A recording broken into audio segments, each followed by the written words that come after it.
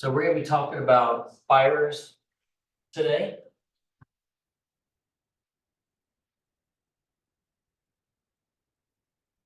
All right, first thing, TCPA, do not call. Is everyone familiar with the do not call list? Yes. All right.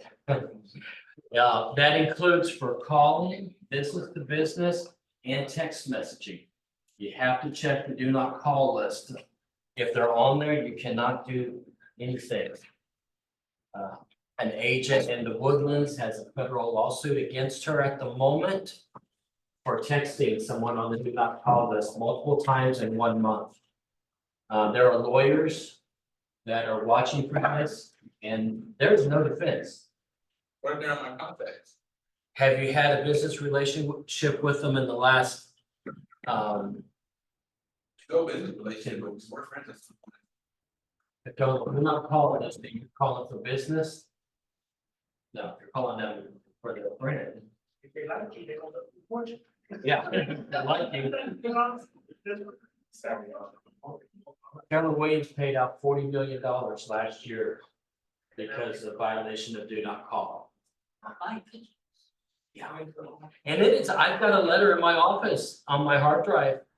Call me one time, I send you that letter, demand $500 and you have to pay it. You file state and federal suit.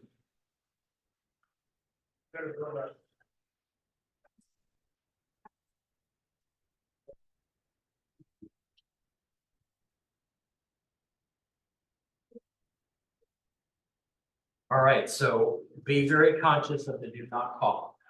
And if you're using a dialer, it is, even though they say they checked it, it's your responsibility to check it also, because it's the person who makes the call, not the company.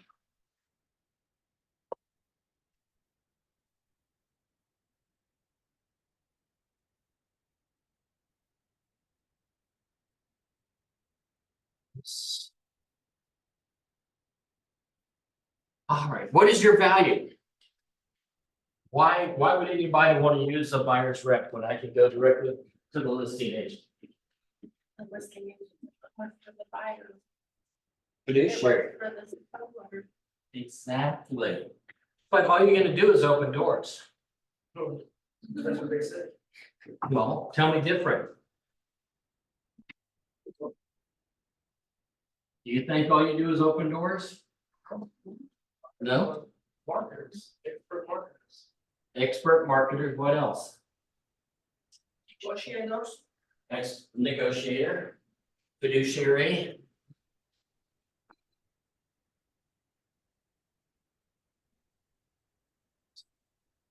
Most buyers should be.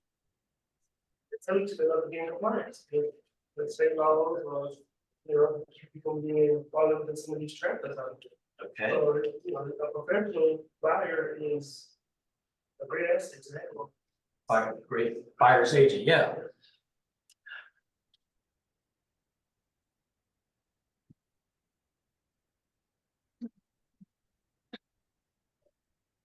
So Texas Realtors held to a higher ethical standard. Everyone's agreed to abide by our code of ethics. Do all sales agents in the state of Texas have to abide by the code of ethics? Yes, No, they don't have to. nope. You only have to abide by the code of ethics if you're a realtor. You don't have to be a realtor to be a sales agent in the state of Texas. Makes a difference. That's why you work with a realtor. A lot of your construction companies, new builders, they don't want you to be a realtor. Because you work for them, they don't want you going back to your code of ethics. But all of us are in plastics, we're realtors, aren't we? No, your sales agents, once you pass the exam, you're only a realtor when you join the National Association or Houston Association of Realtors. So when do we do that? I mean, when do they give us an option? When you join car? Yeah, when you join CAR, you're joining, that. you're becoming a realtor. You take that class that Mark Yeah. offers? Code of ethics is up for. If you haven't taken the 3-hour code of ethics, you're gonna need to do it by the end of December. It's only 3 years. Is that part of the legal one? No, not until next year. Yeah. So right now you have to take the Oh, code of ethics. You can take it through HAR or NAR. So I need to re, take my, renew my license in August. So that includes the ethics in my education, If you take it through HAR, you get credits for it. okay. And so it'll cover both, your renewal for state and NAR. Next year, because of the way they rewrote legal two, it will count. Yeah, it's included at that point, like it used to be years ago. that's what. Texas Realtors do more than help you with buy and sell real estate. Specialized education and resources. Know how to accurately price a home. We can narrow the search a lot more than somebody can just by going on to the MLR or on the HAR.com. Skilled negotiators know how to manage the process and save time.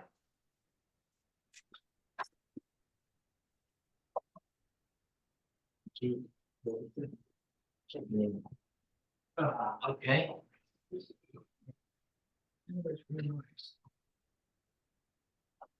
We are facilitators, What's that? we are facilitators. Oh, correct. And what else?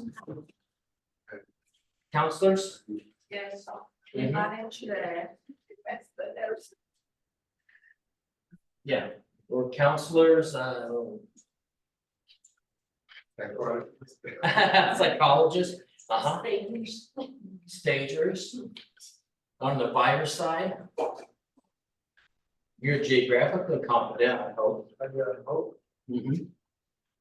And we carry the insurance for them to enter the house, like, you know, for liability, We do not, we don't. no. No, they're on their own for that. That's what the homeowner's insurance is for. We have liability and E&O for us. For us, Well, we have E&O yes, for agents, errors and omissions, but that doesn't cover the clients. the clients or if something happens to you, like fall break the legs. I'll show. Do you think the seller's shield is something worth? To offer on your client? I do. For Oh, these yeah. things, I buy it for all the listings, Yeah. you buy to. For the, I buy for this, for my listings, for the Yeah. client, I pay. Yeah, that can be a value add. You can. Yeah, but that's more on the listing side. We're Yeah, talking that's on the about listing buyers. side, We're talking about correct. buyers. All right, so our code of ethics, we're gonna talk a little bit about. Buyer purchasing residential checklist. Trek guidelines and broker approval. We're gonna go over the IABS and the buyer's tenant representation agreement, which was updated last week.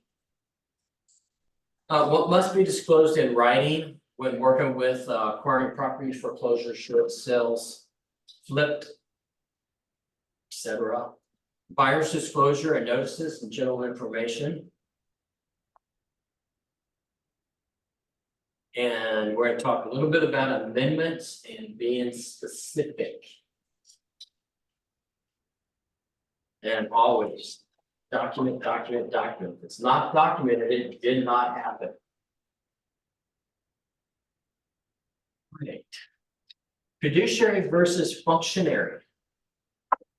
A functionary would be a sub-agent. You're working on, if you're working with a buyer as a sub-agent, first you have to have approval from the listing broker to be a sub-agent. You want to get that in writing beforehand. Because you realize at that point you represent the seller. And as a sub-agent, having a broker taking on a sub-agent, I'm taking responsibility for what you're doing, representing my seller. What is a sub-agent? You don't have a buyer's representation agreement, or you have But to now buy a there's short. Omegas, Yeah, now you have to have. yes. The functionary would just do the paperwork, puts the interest of the seller above the interest of the buyer. All right, fiduciary must be in writing, and with the settlement, we have to have a buyer's representation agreement signed before going in a property, any property. Hire trust relationship. Has a legal obligation that requires the individual to act on behalf and interest of the client. Accepts a higher level of responsibility. Hopefully anticipating needs.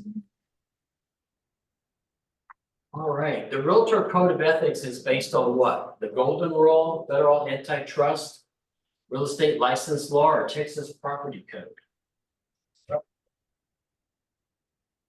The Golden Rule.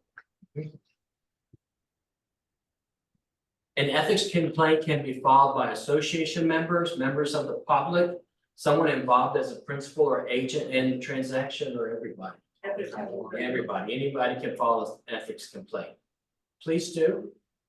I'm part of the professional standards for the state, and we review when there is a ethics complaint filed. We look at it, first off, there's a tribunal who's gonna look at it and say, could this have been an ethics violation? And then there's a tribunal that sits basically like a hearing. We hear both sides and decide, yes, you did violate our code of ethics, and which one you violated. Who sets the code of ethics? NAR. Who must abide by code of ethics? We talked about that just a moment. Yep, all realtors. Article 1, which of these applies? Duty to clients, duties to customers, honesty, or all the above? These two customers. I can send the clients, sorry. All the above. It's all the above. How many articles are there? 17. All right. My birthday. All right, duties to other realtors. Code of ethics does not describe duties we have towards each other. States you will mediate, respect is expected, or you will not make false claims.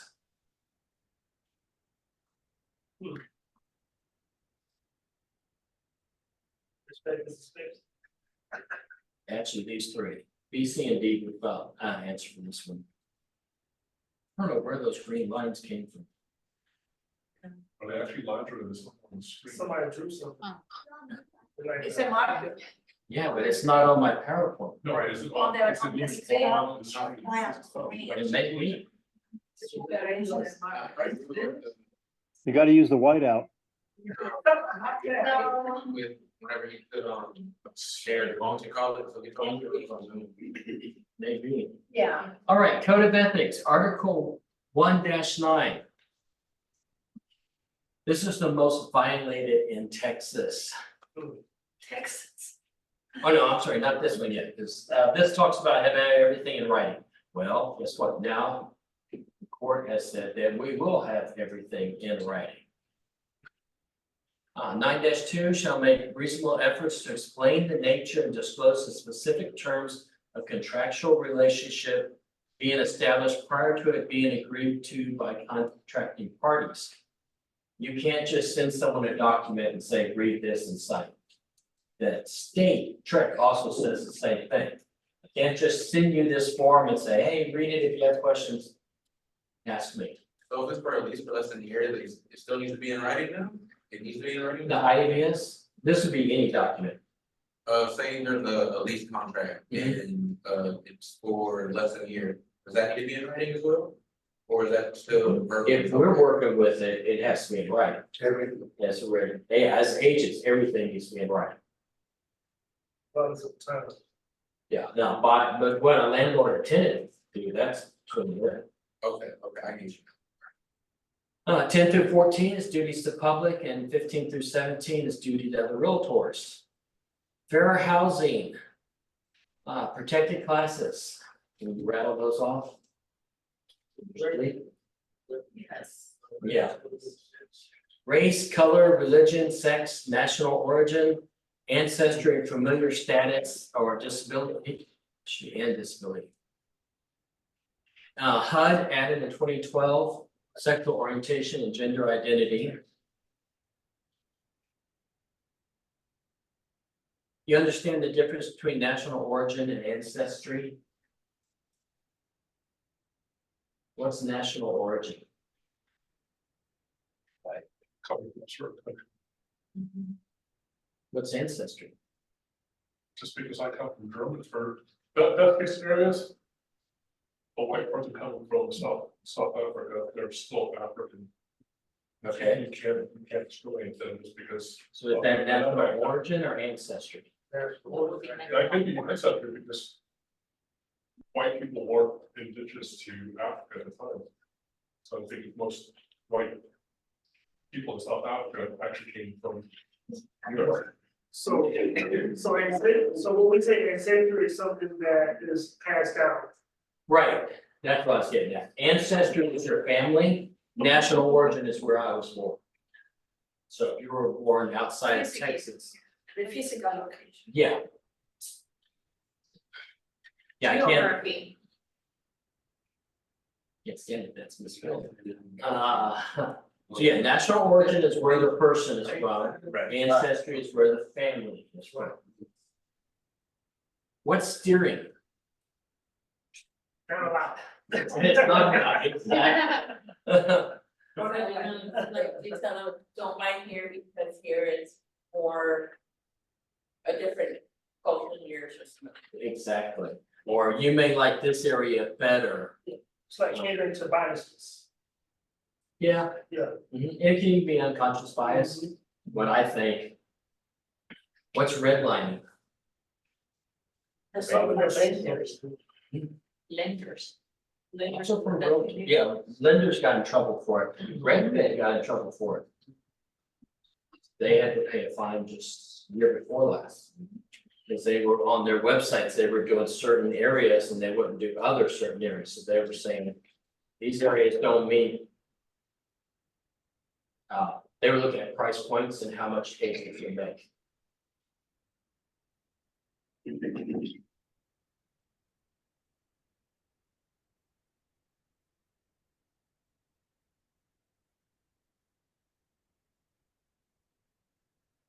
Fortunately, we don't have mics in this room. So if you can just speak up, The camera must have a mic. well, there's a, oh, this is a mic, it's turned on. All right. For KW, we ask that you submit your.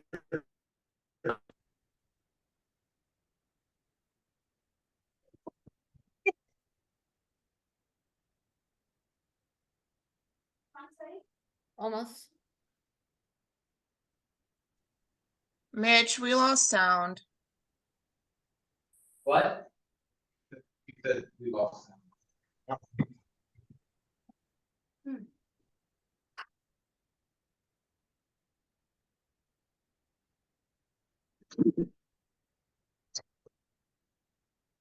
Can't hear nothing.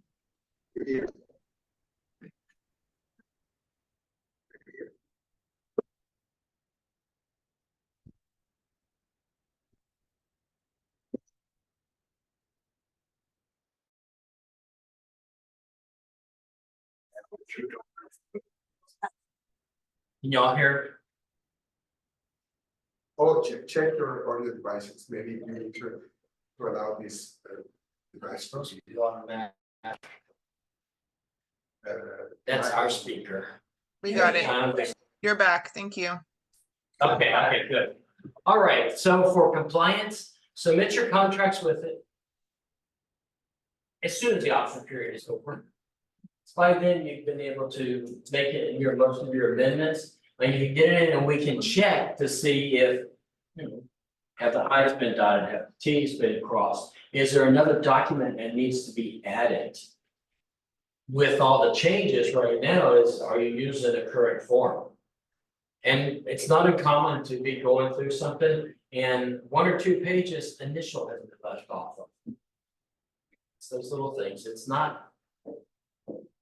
Anything that we do with compliance, we look at the checklist, very first question is gonna be, how does it protect the public? How is this gonna protect the buyers and the sellers? And if we do that, then of course you're gonna be saving yourself and covering the brokerage. Like I said earlier, all forms must be explained. And documented. Trex says that, you're licensed to sell in the state of Texas, but Texas is huge. So they put the earnest on the broker to determine geographical competency. And what we've said here is that we expect someone to be competent in Harris County and the counties that touch Harris County. And kind of leave it up to y'all to decide, are you competent to sell in this area or that area? I think the question is, where's the intercoastal waterway? Who knows where the intercoastal waterway is? Yeah. Where? Like, that would be called it. I'm not, hold on. Then no one here is competent to sell in Galveston. Yep. Intercoastal waterway runs between the mainland and Galveston, from Brownswood all the way up. But that is something that must be disclosed. So if you don't know where it is, how do you know to disclose it?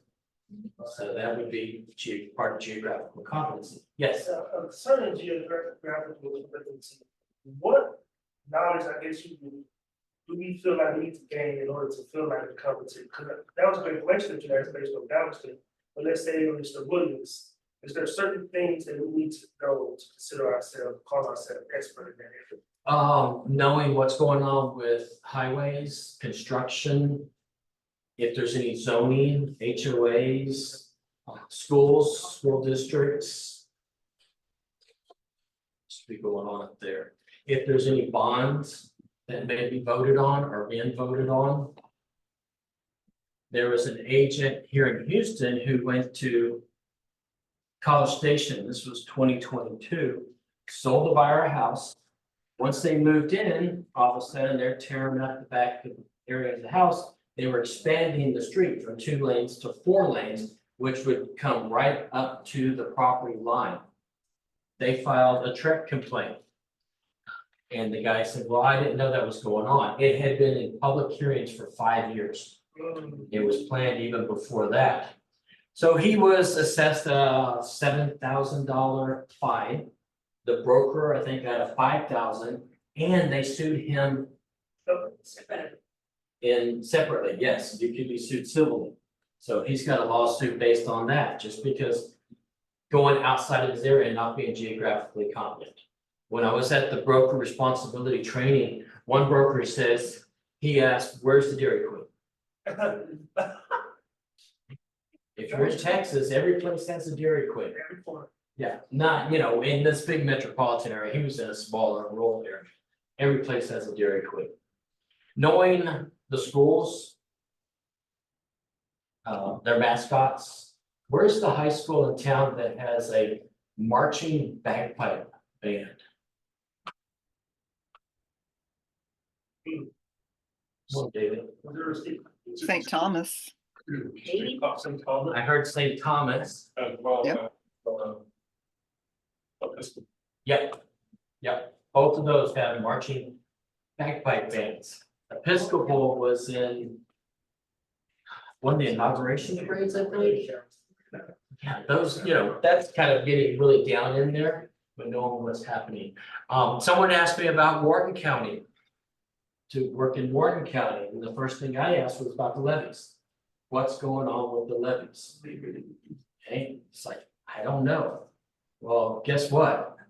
They're increasing the levies and doing eminent domain. And it's a 5-phase, Yeah, because all of Wharton floods the Colorado River. And so, just to go on that, so again, that I have a list in Galveston right now, and so it's so much information when I pull up the Galveston. I need to government departments, residents, business. So I would need to touch bases on all of those states. Yeah. And go into TxDOT. I was about to say text on. TxDOT's another place you can go to see what plans are for construction. Okay. What's that one, Texas A&M, the Texas Research? Yeah. State. Research Center. Now, if I'm not Galveston, got 3 colleges. All right. Okay,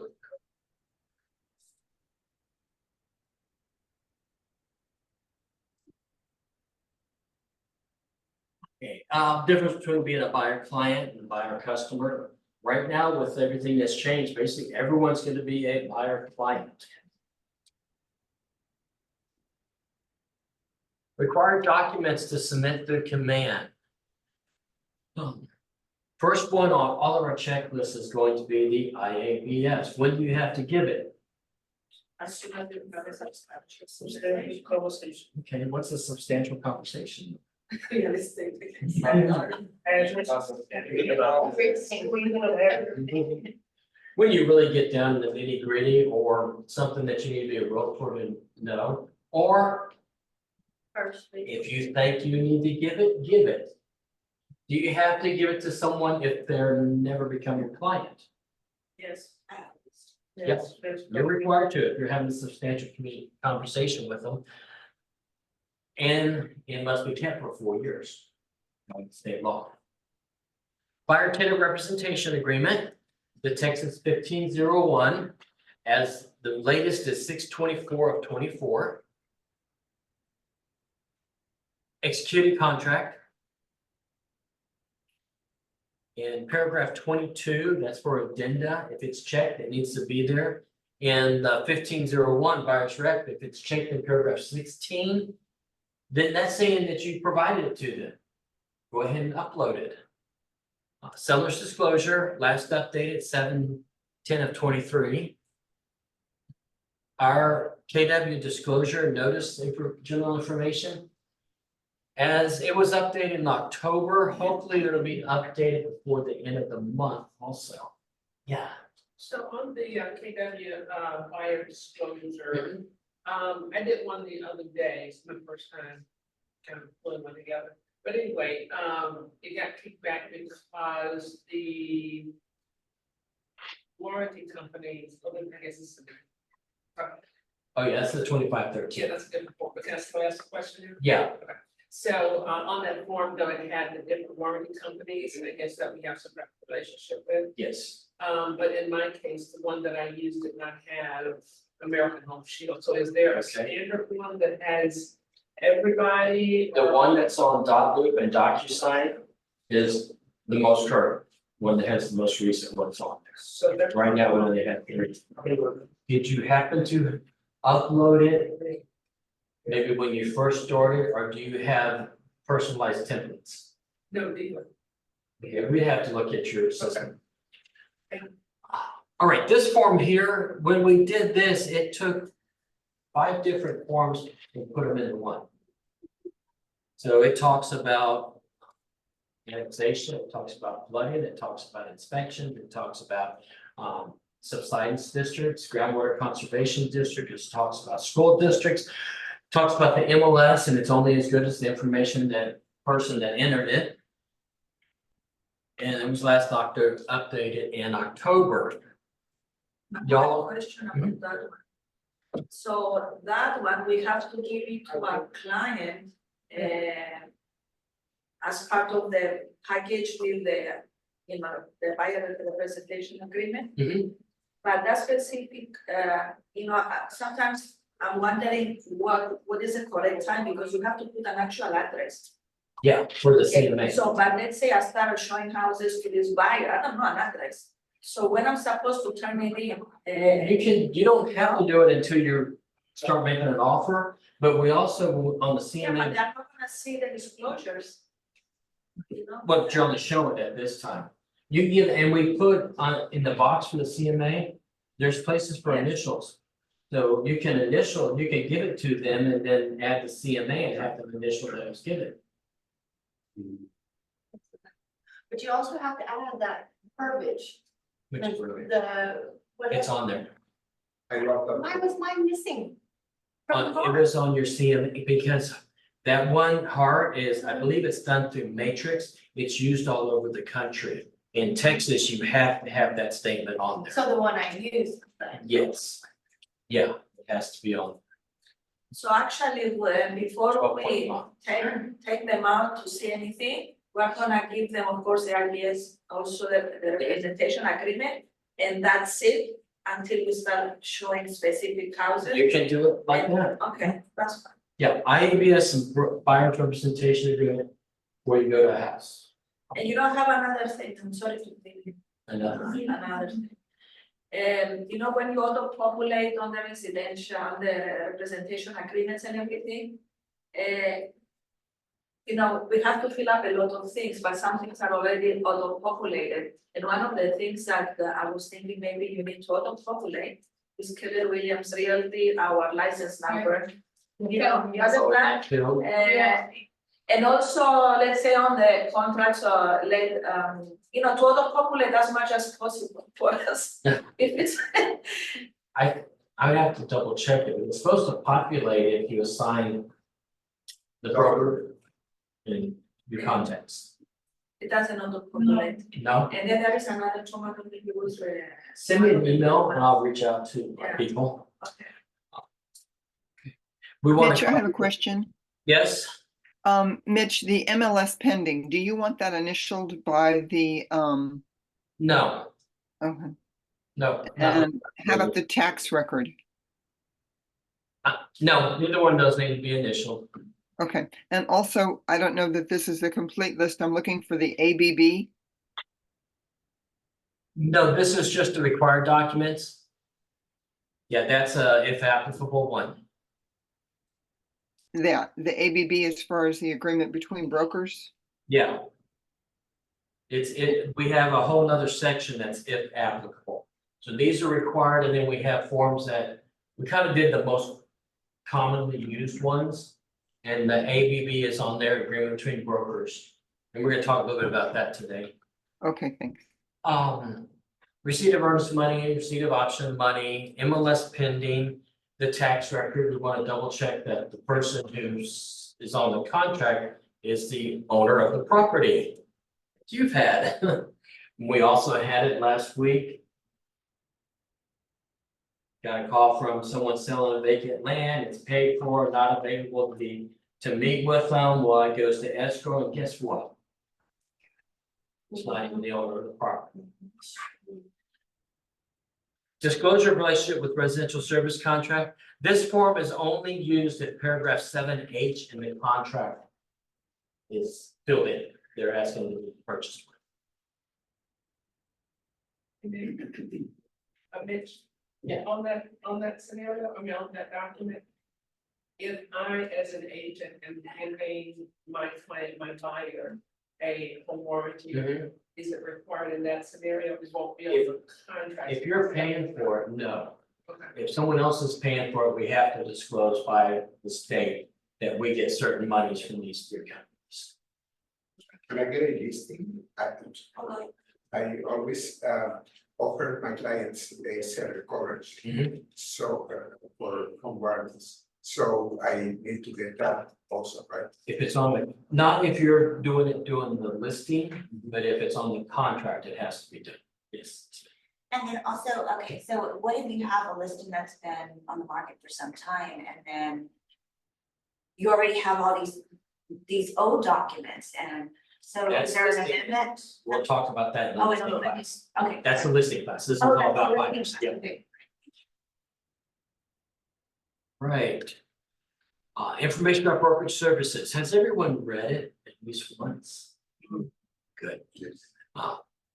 Documentation of presentation is critical. Do they have to sign it? No. No. Do they have to initial it? Yes. No, No. they do not. We just have to prove That you give. that we gave it. So if someone, if you're doing it in person and you go over everything and you ask them to acknowledge that we reviewed this, and they're like, I really don't want to sign anything. You're gonna walk away anyway, because you know they're not gonna sign a buyer's agreement. Right. But if you do it like through DocLoop or DocuSign, we've got proof that it was sent. You know, and when you send it, this is the form we discussed over the telephone, this is the form we discussed. It shows that it was presented. I've seen fines with Trek from $1,000 to $3,000 for not presenting an IABS. Does it, including it in your email count as having presented the GDOT? If it's above the line, Yeah. and you can document that you explained it to them. Just because it's on there, they're not gonna consider that delivery. The best thing to do is to the job between insurance that. Yeah, and you've explained it. You know, if you get a Trek complaint, first thing they look at is your advertising.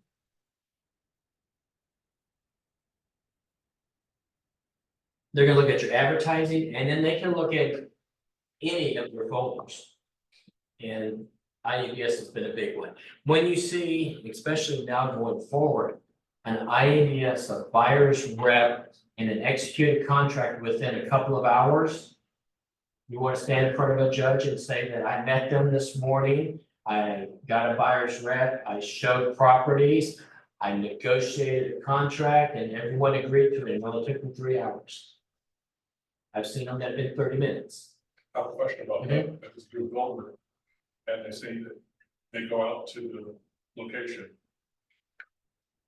They start running up the contracts and they say that they have an agent. This actually happened to me this past weekend. They would put it off on this written bill. I don't have the buyer's rep with them yet, but they say, they're saying that I am their agent. So everything will probably signed back to the sales contract, couldn't sign back to the. Yeah, we need the buyer's rep beforehand, otherwise you're a sub-agent. Yes, but you cannot control these people, they just show up. Right, and then they decide you know. If you can document that. Or let's say you send your client the IBS and the representation agreement. And they're stalling to sign it, and then let's say you have showings this afternoon with them, and then they sign it like an hour before the showing, or you know, Yeah. right, or at the showing. You're just gonna, you did send it in the morning or day Yeah, before, as long as they sign it before you do a show. because someone will say, it's there, oh, I'll get to it, and Just let them know I cannot open a door until this is signed. Yeah. It talks about the type of real estate holders, brokers, sales agents. Talks the minimal duties that we owe to the general public. It talks about agency, intermediary, what it is and what sub-agency is. Yeah, it talks about all agreements need to be in writing. And then the contact information. Treg says someone needs to know what the chain is. And if I can't get a hold of you, who's the licensed supervisor? Who's the broker? What's the brokerage? Those all have to be completely filled out and on your social media and websites. Make sure that those are updated. Anything that you're using for advertising. Got a quizzical look. So you're saying this document needs to be on our social? IABS. IABS. Yeah. Needs to be on our Instagram and. Yep. Anything that you're doing, anything with real estate has to have the IABS complete and the consumer protection notice. As links or as documents? You can do a link if it's one click away. All right, buyer's representation agreement. It is a broker requirement and now it is a legal requirement. Why use it? It defines the relationship. It defines our obligations, not only us to the client, but the client to us. It talks about fees, it talks about mediation and limitation of liability. That's probably one of the second most important, probably the first important paragraph as far as I'm concerned. It says that, and we'll get to it, basically, if they get hurt while you're out showing them, and it's not your fault, they're gonna hold, not hold us liable for it.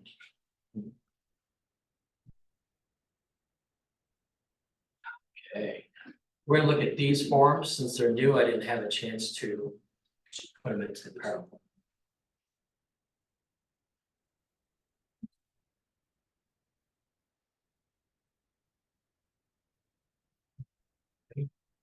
There is a new class from the HAR, for the forms we need to know, or something like that.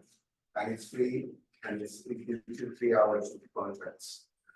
See, It's a good class. On mute, Chloe.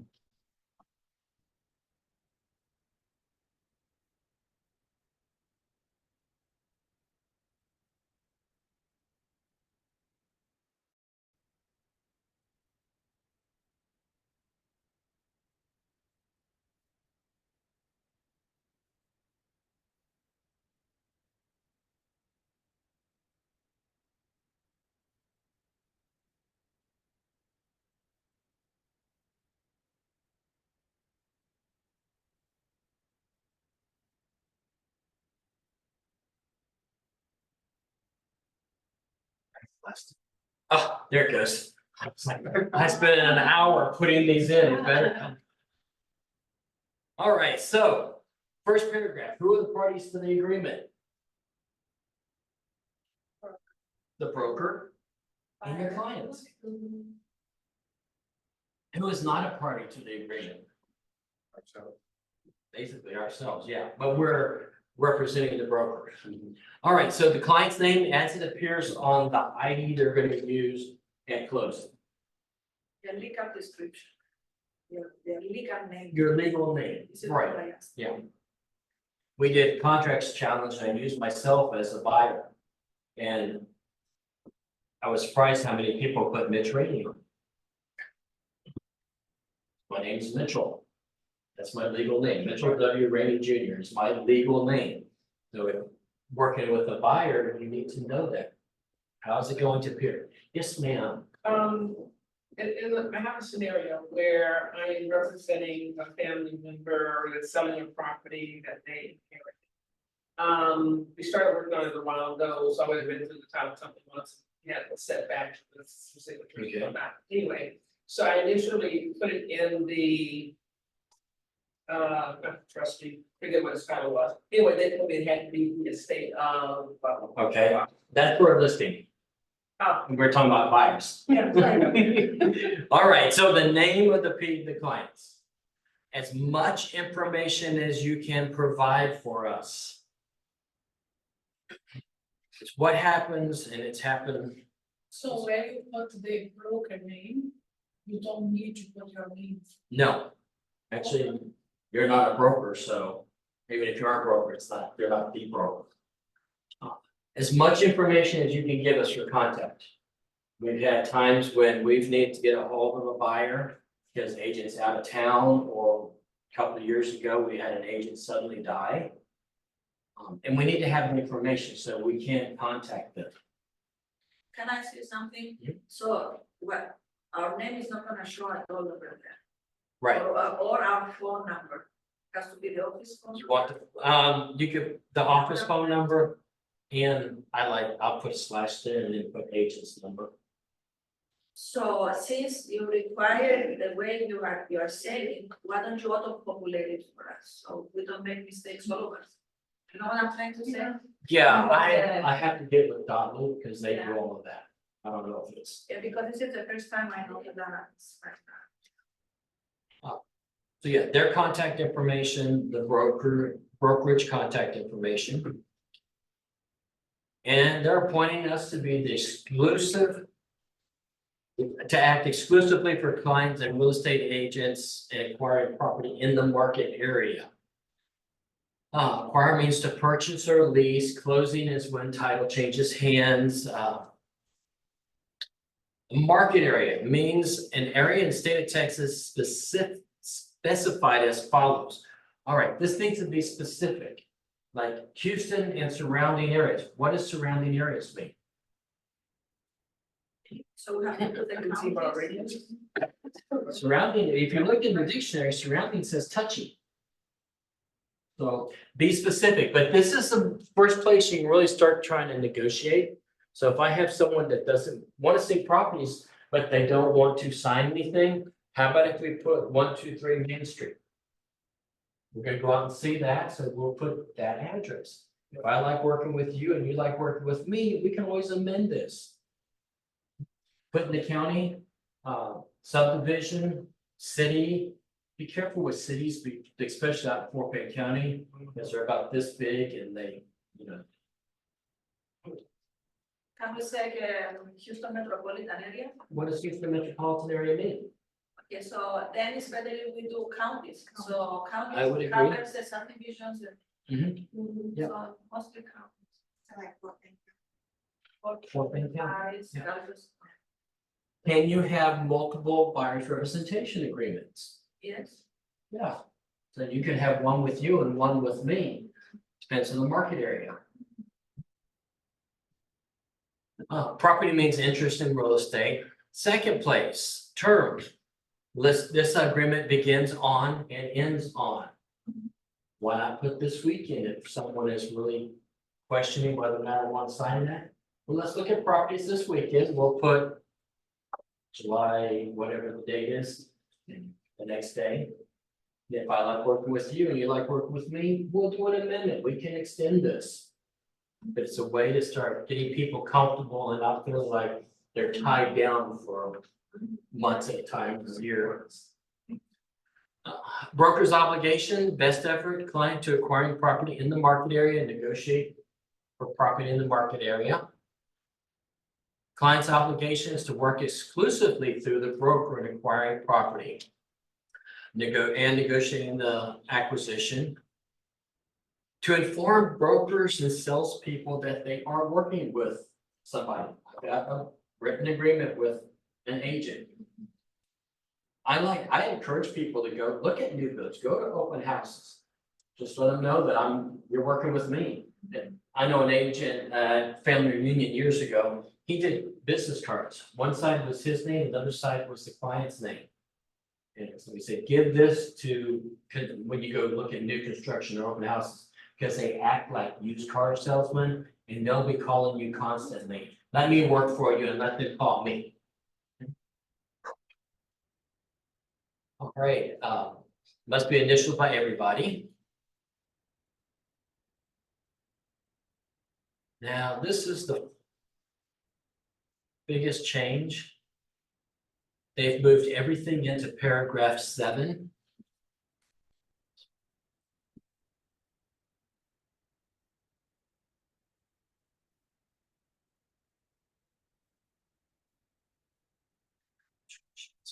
All right, this has been bolded and this comes right off the settlement.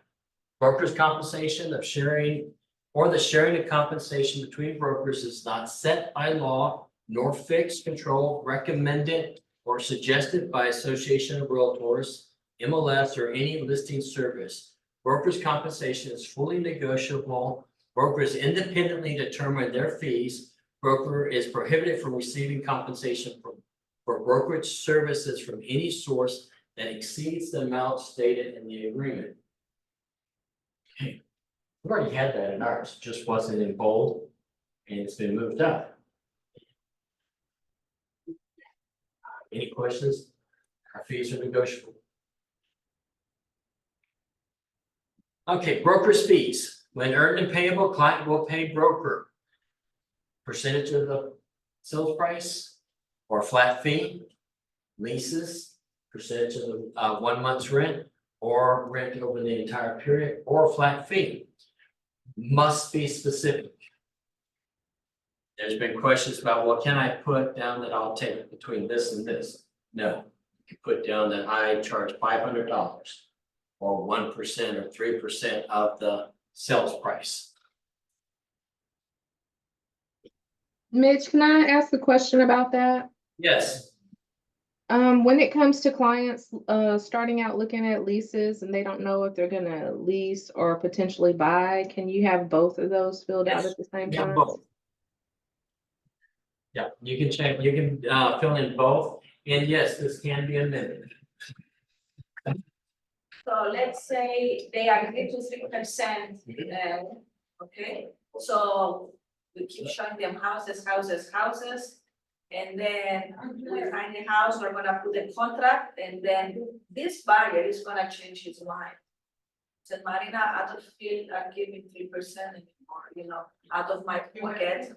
We've already got a signed agreement. Yeah, no, but what if they change their mind? What do we do? We're gonna sue them. Yes. Or are we gonna do one? Yes. Yes. We'll go after it. Yes. We will send a letter from our lawyer stating that this is the agreement, this is the contract, this is what you owe us. Yes. So, They're not gonna change, I'm thinking they're gonna be changing their minds throughout the process. But they have but have they in the past? Because nothing has changed.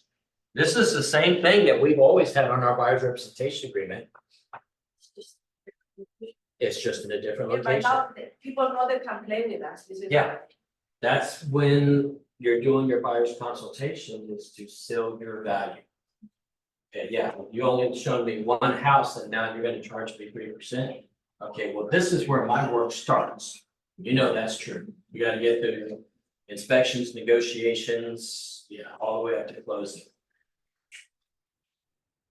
And this can be amended, so if you put 3% on here and they're offering 4%, we can amend it with the buyer's approval to set that 4%. Who's really offering 4%? Yeah. They don't. It's not to be able to offer 5 right now. Can you put in special conditions if a BTSA is being offered, It's in here. because that goes above and beyond this? There's no Yeah. other restriction. That's been added. BTSs?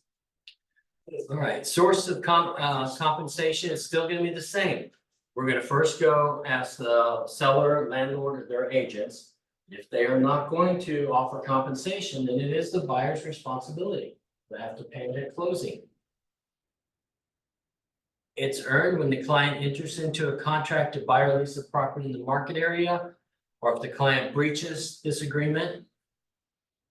It can be paid either during the term of this agreement or after it ends. Some people get real worried because the term will end after you're under contract. It's okay, we're still gonna be paid for that. It's just extended. I always, when someone asks me, I always recommend go ahead and do an amendment.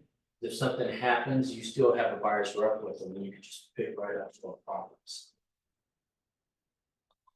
Or the client breaches of a contract to buy or lease the property in the market area after it's been earned. Case in point, had a buyer. Made offer, and his sister was a Keller Williams agent in Austin. We get down to about 12 days before closing, and he says, I don't wanna buy the house. Yeah, he in the room with me was yelling at his wife saying, I will divorce you. We are not buying this house. Our lawyer sent a letter to them stating that they had no contingency, well, I won't say that yet. That they owe Keller Williams this much money today. Because our commission had been earned and payable. Unfortunately, they had a really good agent who knows the contract. The seller never delivered the HOA docs. So 12 days before closing, we terminate the contract. He got his earnest money back. Oh, now they're- Yeah. We got his earnest money back. We're the outcome of the story. A year later, when he called and said he liked the job I did, would I represent him? I was able to say, no, I will not. Question again, I'm sorry. So, I lost my count. I lost, okay, I come back. Okay. Acquisition of brokers listing intermediary. Any compensation broker offers to other brokers and brokers listing agreement with the owner will be credited towards broker's fees. Additional compensation for construction. What's going to be the fee if you represent them? This falls more under if I represent you, you buy a lot. You ask me to help you get with a builder to build it, you negotiate all of that. What's going to be your fee? I remember what I was. Okay. So let's say, I'm showing them houses, we agree on 3%. Mhm. The listing agent is offering me 2%. Mhm. They have to come up with my 1%, Mhm. isn't it? Yep. So what happens if there is a loan, they're doing a loan and they don't have enough cash for my 1%? How things are gonna develop with the lenders and us and getting the extra money? how this thing is gonna be resolved? You're probably going to, well, you always have to let them know what the other is being offered. And if they don't wanna see that property, they don't have the money, then don't show it. So it's not discrimination, can I say, It's not discrimination, it's not scary. I said, You've got I an need my agreement. 3%, and this house is offering me 2%, do you have extra Yeah. 1%? Otherwise, I'm not gonna show you this house. So I can say wouldn't that. say, I'm not gonna show you this house, then you can still show it. Would you like to see this house knowing that 1%, you have to pay 1% extra? Okay, it's not discrimination, No, that I'm not gonna. no, I just had that happen, that the buyer told me, I don't wanna see anything that they're not gonna pay them. So Yeah. that's what they said, anything that a seller's not gonna pay, don't show it to me. but it's special provision. Because I'm not holding anything out of my pocket. Right. Special provision, Yeah. yeah, if their buyer tells you, I don't wanna see any property that's not offering your compensation. Put it in special provision. After we have a conversation. Bonuses, here you go, David. Another compensation. Broker will disclose the specific amount of the compensation offered to broker. Broker may not receive other compensation unless authorized by client in writing, and we have the form, the 1505. That's when they're offering a bonus. So the client is gonna give us permission to get the bonus. Buyer has Is that- to get permission. Because we can use, right, we can want that money for them instead to contribute. No, but those man. Let's say the buyers can say they would like to have the builder's benefit or not, they can. They can, it's negotiable, Yeah, yeah. So that's the reason they need to do Easiest way it. around. Yeah, but the bonus is for the agent. No, but it's. Okay, it's their broker. And what is it? Yeah. Yeah, So the buyers can say that they want that BTSA to go towards that commission, that they're gonna pay the buyer's agent? and you can negotiate that. So the easiest way to. So nightmare. I'll split it 50-50, Yes. I've already run 3%. That's Yeah. On top of it, I'll split it 50-50, you get half of it, because from this weekend, it's $5,000 bonus. You get $25,000, you can use it the way you want. You wanna buy that Watson Drive with that money? Get that contract, Yeah. And there's some builders that actually will tell you for your client, Oh, I there's know. there's PTSA of 10 grand, do you want it or you wanna do it to your, and you're in front of your client like. So some Love builders that. can do that. But remember, they're not realtors, so they don't have a code of ethics. Yeah, but you're gonna have to negotiate it now, you're gonna have to let them know. But it's in the case of that's law, you know, paying commission to non-real estate agent. Yeah, the builder's offering that money, that's not a commission. No, they can still, we've got the agreement for the compensation, this is on top of it, they can do both. They just can't go over it But we, unless you amend it. these buyers permission to BTS, it's a new thing. It's a new thing. It's a new thing. You consider that. Yeah, that's. Mitch, Yes, we have a question here that I love if we can address it either now or later on. So someone's asking like, how do we prove whether or not a seller was offering compensation and then how much, right? So it's like, we're not steering our clients, the buyer, one way or another based on compensation or not compensation or amount of compensation. well, there's an amendment that we'll look at. That kind of addresses, okay? To prove how much was being offered? Yes. Okay. Yeah. Protection period. Normally I see between 60 and 90 days. And this is if it's happened a couple of times. I take you to a property, we make an offer, you get with the seller and they say, hey, you know, my contract with them will end at the end of the month, let's wait. Yeah. So we're gonna. So I'm gonna put it 90 days now. You're gonna put 60 or 90 days, and if they go back and Yes, yes. they purchase that, then we may be able to go after our compensation. It's a big deterrent. It's kind of hard to prove. And plus, what's the number one job of a real estate agent, especially a buyer's agent? So ask them if they're working. No. What does Gary say your number one job is? Client's interest. Nope, Check friends. nope, Ooh. lead generate. Oh, yeah. Okay, so if you're spending the next 90 days every day looking at this property address to see if it closed. And then you wait for a title to change hands, so you can get that off the public record, and then we can contact our lawyer to go after our compensation. A lot of time that we could be lead generating. I have a question. Yeah, and we have been successful with it. Oh, Mhm. I have a question. Yesterday, potential client sent me the termination of representation agreement with her former Yeah, client. She sent it yesterday. It has 30-day protection period, and then they were in a transaction with a home fell through, so she put the property address of that home. How fast should I just go ahead and send her the representation agreement? oh, yes, I Right can away? go ahead and do the representation agreement. Okay, Is there any chance they're gonna buy that property? no. Okay. No, I haven't done pre-approval.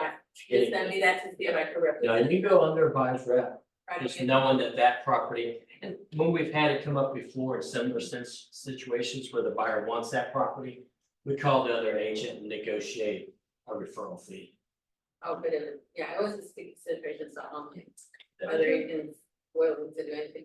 But I mean, she did ask me, can you represent me? And I said, I can't do anything because you're representing. Yeah. So she went and got the Termination. termination and she sent it to me yesterday, so. You're good to go. Oh, So when she does the buyer's agreement, she's gonna put somewhere the address of that house. You could put it in special provisions, Yeah. but you don't have to, though. You don't have to. so after the 30 days, since she did put that specific address. That means after the 30 days of the protection period, I still can't do, let's say it's No, not on you the can't. market. After 30 days and she decides she wants to buy it and you negotiate it, you're good to go. Okay. But I thought if there's a buyer's rep agreement signed, right, and then she's working with a different agent, then she terminates that one and goes to you. As long as she's working with another realtor, she can buy the property and correct it. Well, it depends on your protection Sure, period. the protection period. Yeah, she basically fired that first agent. But the first agent says, well, if you buy this property, which I've done all the work on, my commissions are. Go back, under me. Mitch, since this is like a class, do we get a 5-minute break every hour? Not usually, but if you need to, go ahead and take one. All right. Escrow authorization, this is just giving title permission to write checks. County amounts payable to broker are paid in cash in Harris County, where the broker is located. Representation, each person signing this has legal right and capacity to sign. They're not a party to another buyer's representation agreement in the same market area. Client represents that all information related to their ability to acquire property in the market area is true. If they're working with a relocation company, you put the relocation company's name on here and give them 41% of your commission. But hey, 60% is better than nothing, right? Otherwise, you could not applicable. You have to. It's always applicable, so you can put none. It's not. It's none. Everything on the contracts are applicable, Ah, but you can, if you choose, you can put none there. so. Intermediary, what is intermediary?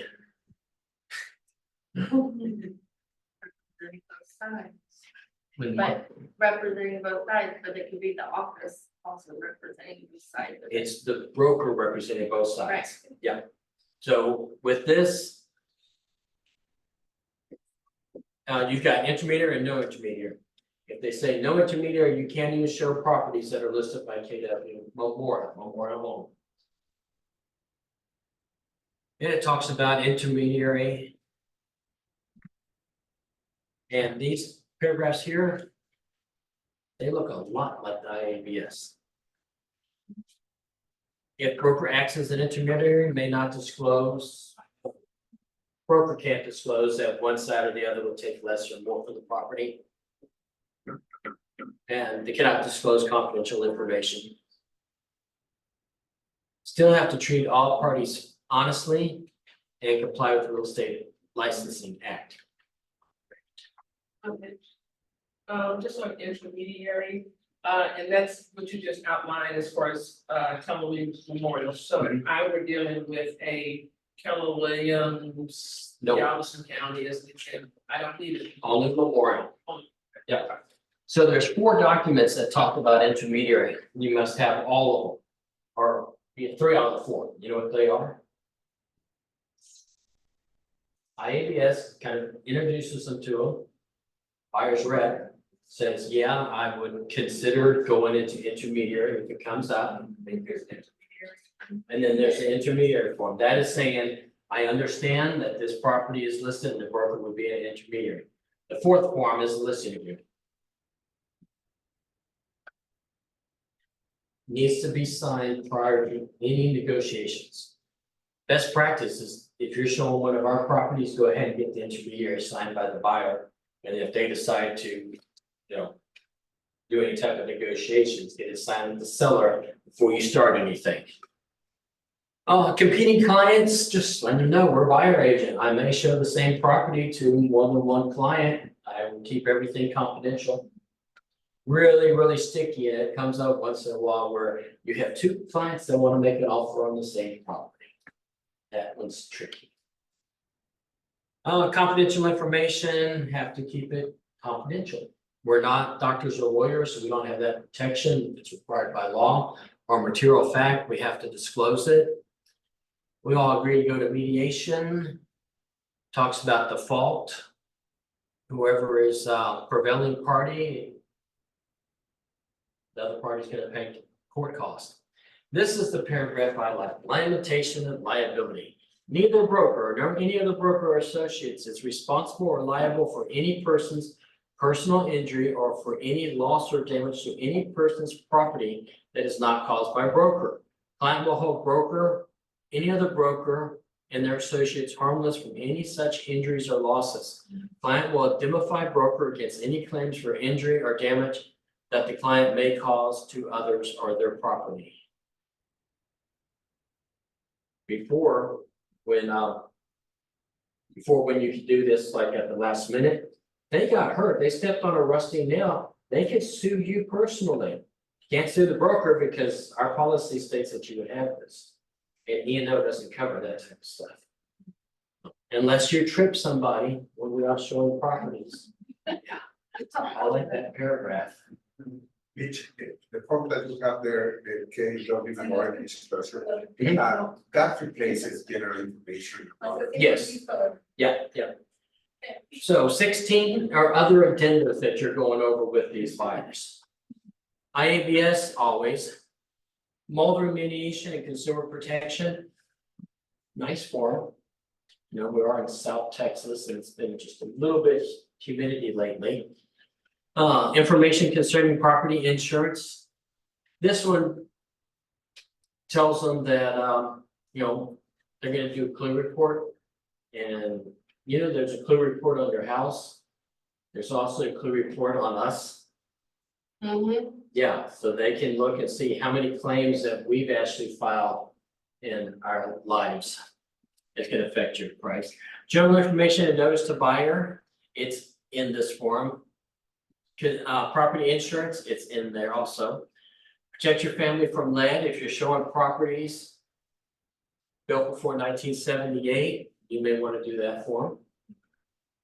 Information about special flood hazards, not required, but a really great form. Because we've had areas flooding in Houston that have never flooded before. But it's mentioned in the KW memorial. It's mentioned in there also, this double does it. I know a lot of agents that use that. For your protection, get a home inspection. That is only for FHA finance. It's an FHA form. Home inspections are also indicated in memorial form, page 2. Wire fraud is also in that form. And again, you don't know the address, so how can you do that? You don't have to do it at the same time, but these are things that you say you're gonna give them.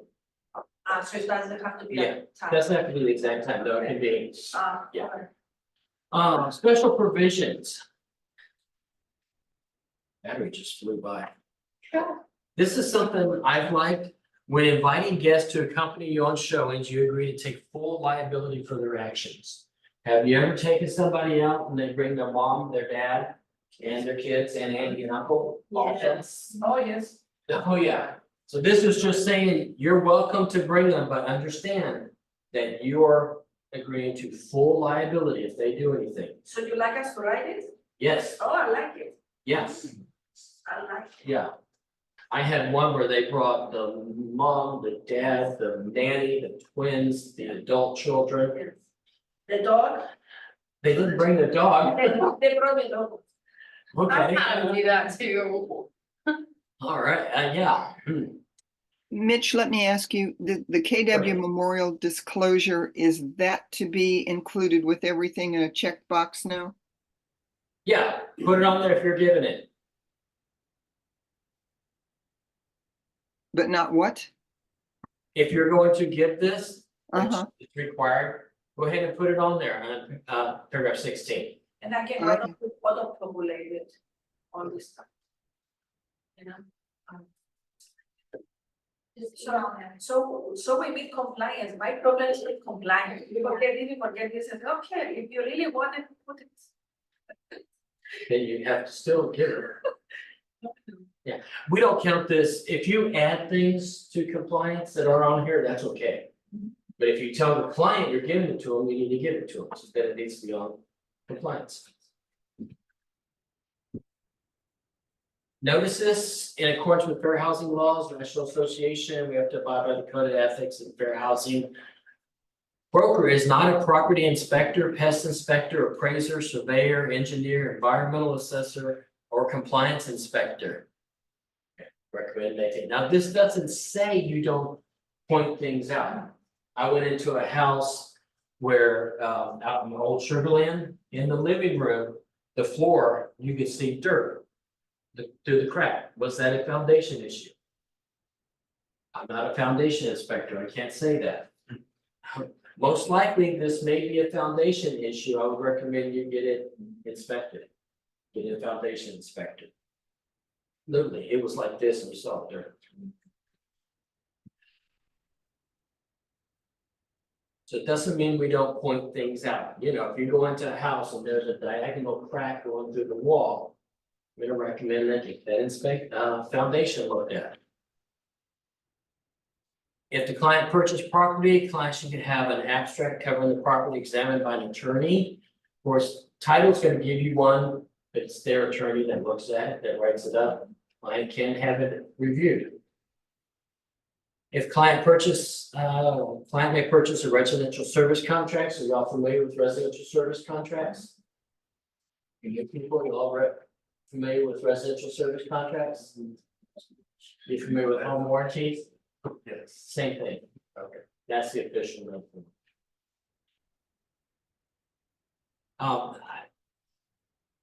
I like them. I think they protect your seller, especially they protect your buyer. If something happens within the next month, my water heater blows up, it's because the seller right there, you didn't tell me there was a problem with it. I don't know if there was a problem. That's why we're providing you 1-year coverage on that. When viewing a property, client might be recorded or otherwise monitored without client's knowledge or consent.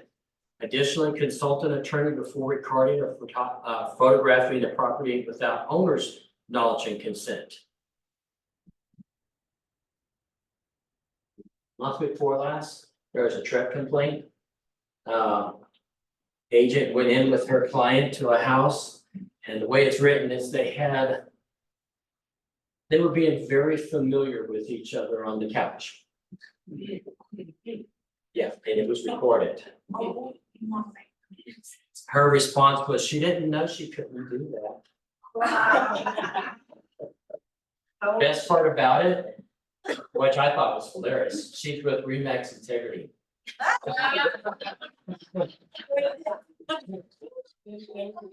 Yeah, so. They were getting integrated. Yeah. We all know with all the recording devices, you're probably being recorded when you're in the house. Don't go in there jumping for him. Especially if I see a ringing doorbell, Mhm. I let my clients know, I'm pretty sure that there's probably recording devices in the house. Yeah. So just be careful what you say when you go inside the property and at the front door. Yep. So I Let's wait would till let them we're know, locked yeah. down. Some Yeah. agent says they only talk about the previous house. Really confused itself. Yeah. And you know, you cannot take pictures in a house or record it without the written permission from the seller. Written, which can be from the listing agent. So if you have somebody you know likes to take pictures or record things, just send an email to the listing agent and have written permission to do that. It's private property. It's a good idea for everybody to do that if you're gonna do open house too at somebody else's listing. Make sure you have permission to do it, because a lot of people like to video why they're holding the open house. Well, you're opening, you're doing it for, one of our listings. We've already got permission. But still, best practice. Talks about wire fraud. When we were looking at the KW forum. Wire fraud's everywhere. And it's still going on. Consult an attorney before giving any legal advice before they sign this, if they would like to. Keller Williams Memorial, That's the one I was thinking about, it's not. it's not all about them. Send me an email so I remember. Yeah, I'm finding one. I'll find. Has to say better than reality. There is one more document. No, actually, this is the DBA. We've got several DBAs. On 900862. This has been added to all documents now, your license number. So you're gonna need to put your name and your license number also. And the client sign it. It's not enforceable until it's signed by everybody. What do you mean? The buyer's agreement? Yeah. So only the husband can sign, and if the wife doesn't sign, what would? No, both parties, all Oh, parties. yeah. Anyone who's in paragraph 1 must sign it. Okay. Yeah, and you must sign it. That's the person who usually forgets to sign it. Yeah, listing agreement, about 5 years ago. Woodland sold the property, did all the marketing and everything. They get to closing and the seller said, stop. I'm not paying commission. They're like, well, what do you mean? I don't have a listing agreement. You never signed it, you never sent it to me. And he refused to pay commission. Guess who paid commissions to the buyer's agent? Yeah, That's sneaky, though. it is sneaky, but it's someone not doing their job. All right, yes. Before you go on to the next document, back when the section where you were talking about the intermediary, you referenced a scenario where the buyer's agent had two clients that were interested in the same property, saying it's a little bit of a state situation. Mhm. Can you elaborate on that? I mean, I just like to kind of hear. When you have two people that you're working with, they both want to make an offer. Yeah. You know, this one's not gonna get it because that one has this. So it's really difficult with that. A lot of times we'll refer them to another agent just to make those offers. We've had a couple of them, well, I remember one coming in and saying, neither one of them's gonna get this property, they both want a low ball.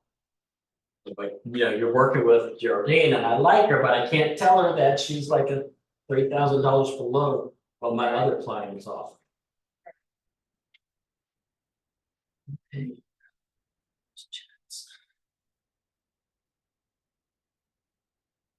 You're gonna have that form with the notes there, please.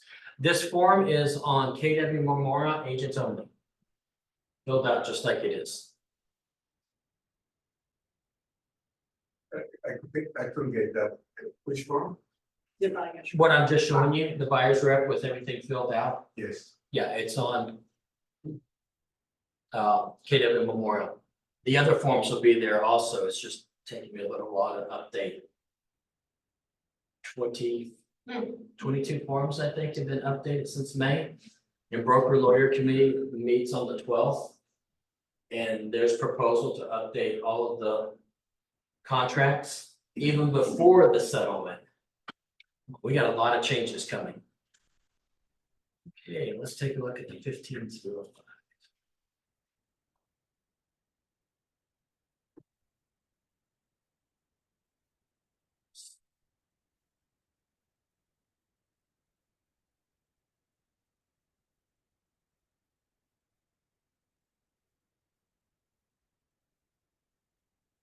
Amendment to buyer's representation agreement.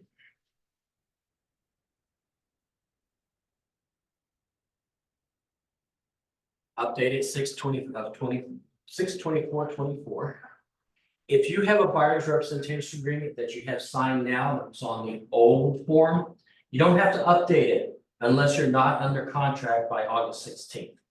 If you're not under contract by August 16th, then we have the amendment you can use. There's an amendment for listings also. If you have a listing that's not on this form, on the newest form. So one quick question, Mhm. I have a bill going on right now and they have the old one, but we don't close till October, so should I? Yeah, you're gonna wanna do this. All right, on or about the date the buyer's rep was signed. This is effective as of whichever date to put in there. Market area, so if you need to change the market area, they've been looking in Harris County, but they really like Katy. You may want to update the market area to include that. The date agreement ends in paragraph 4 is changed to.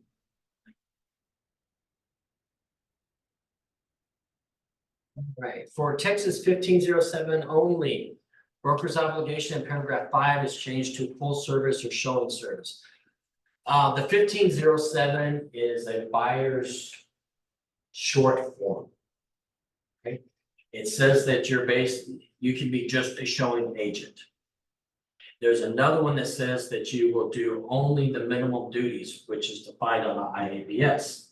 So it means you can show them properties, but you're just opening doors. Doesn't say you're going to negotiate, doesn't say any of that, fill out the forms.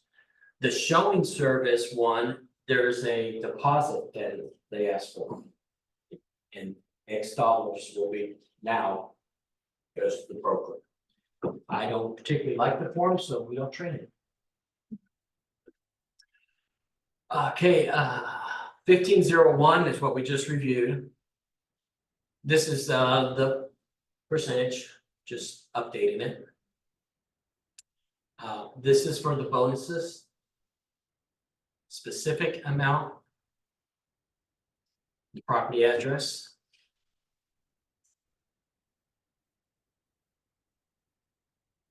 An agreement, gonna cease doing it. Any other paragraph changes?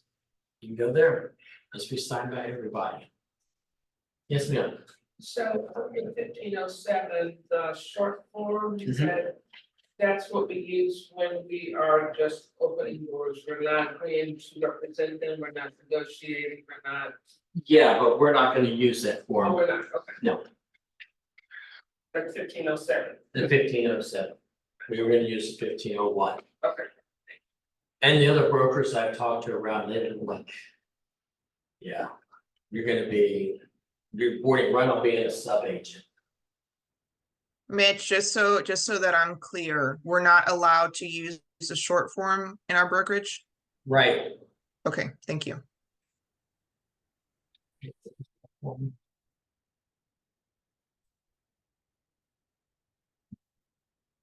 $24.04.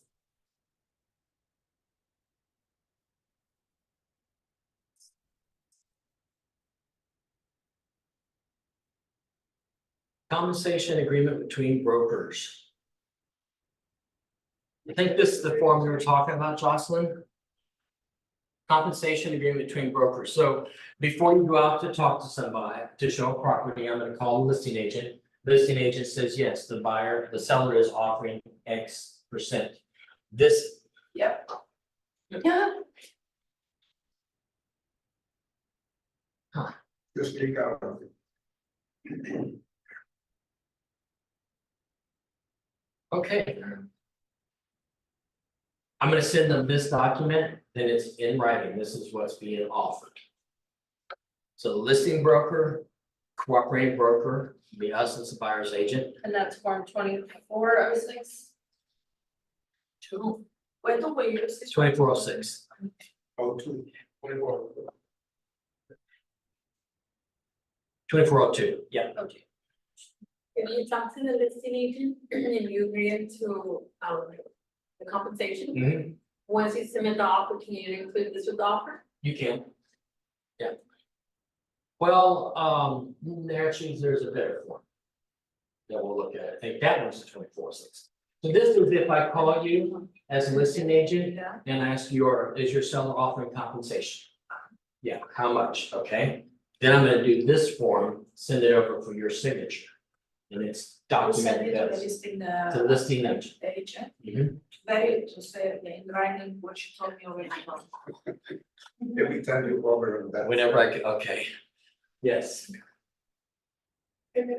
yes. So, before we show, we call the agent and say how much we're paying, something, et cetera, and they say, okay, we're paying, 3% or 2%, whatever it is.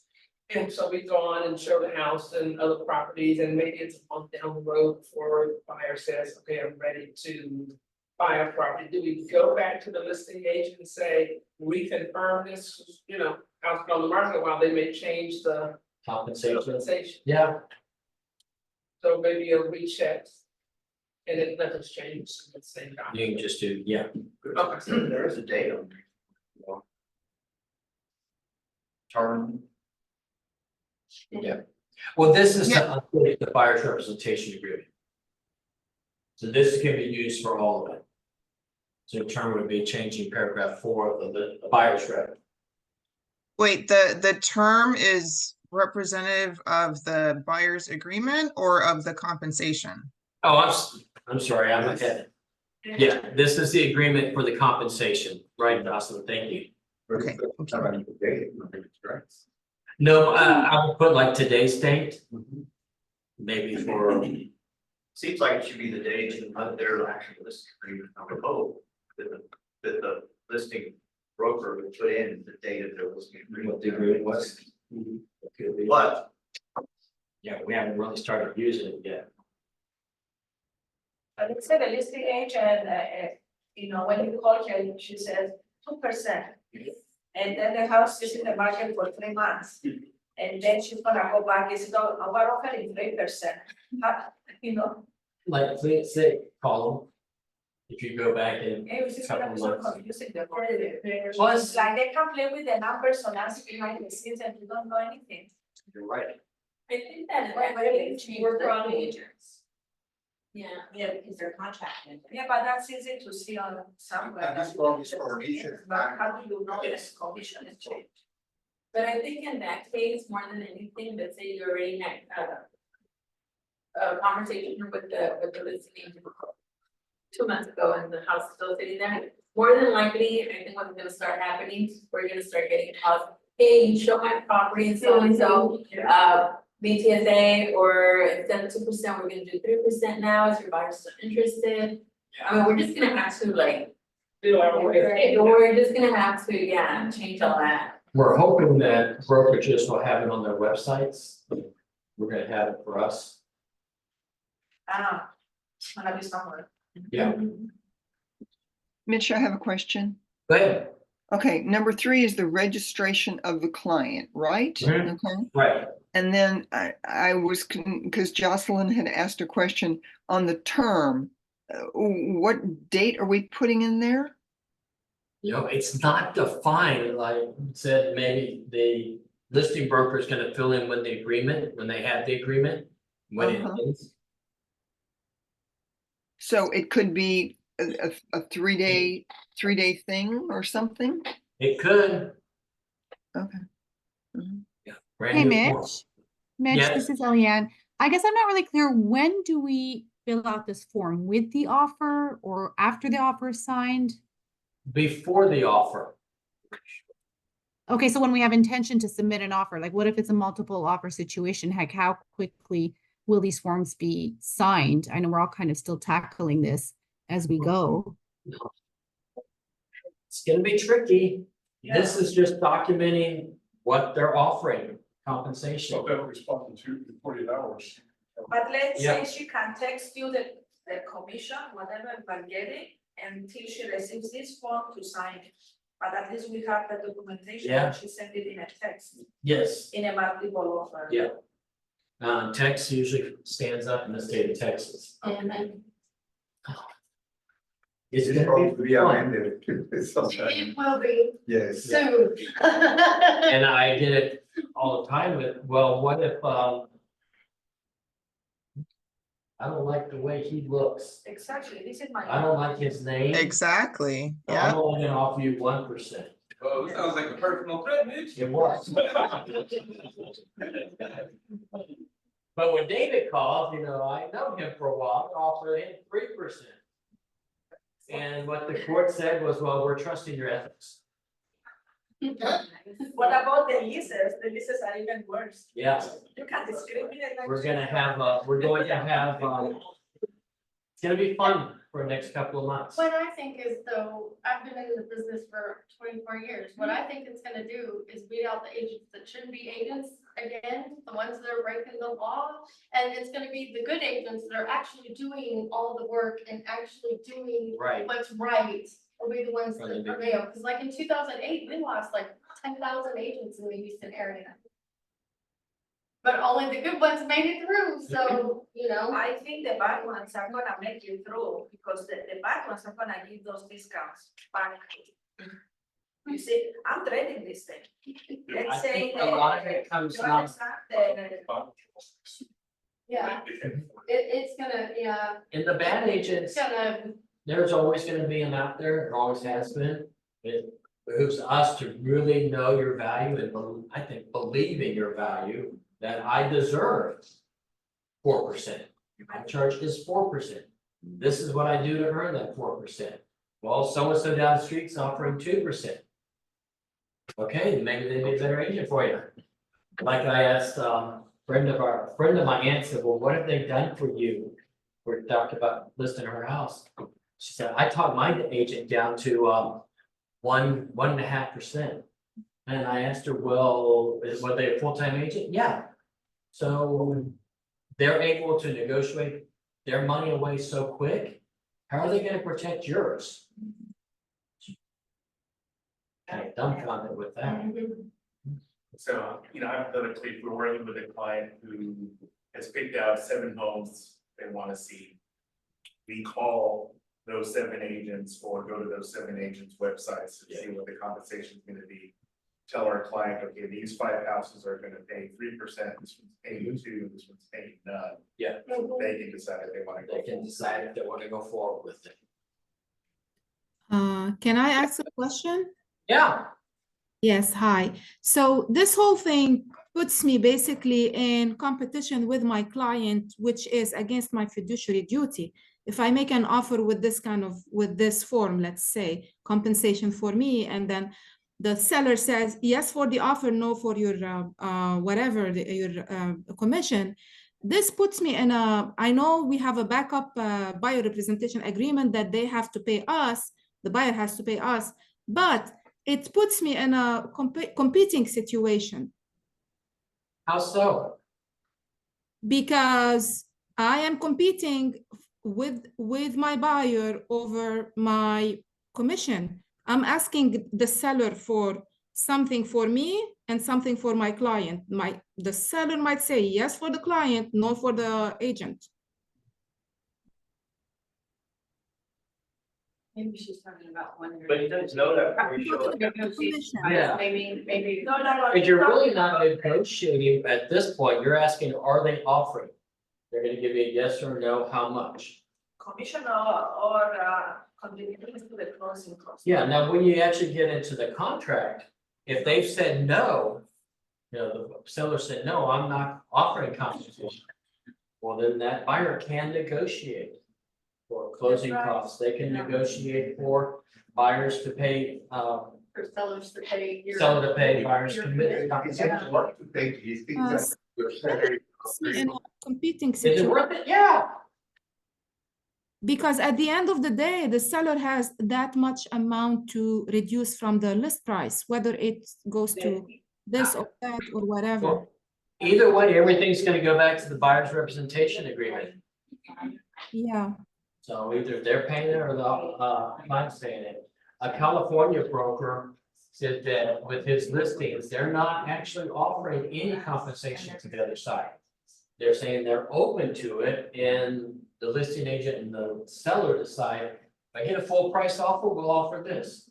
If we get above, we'll offer this. If we get below, we offer this to the compensating. Okay, thank you.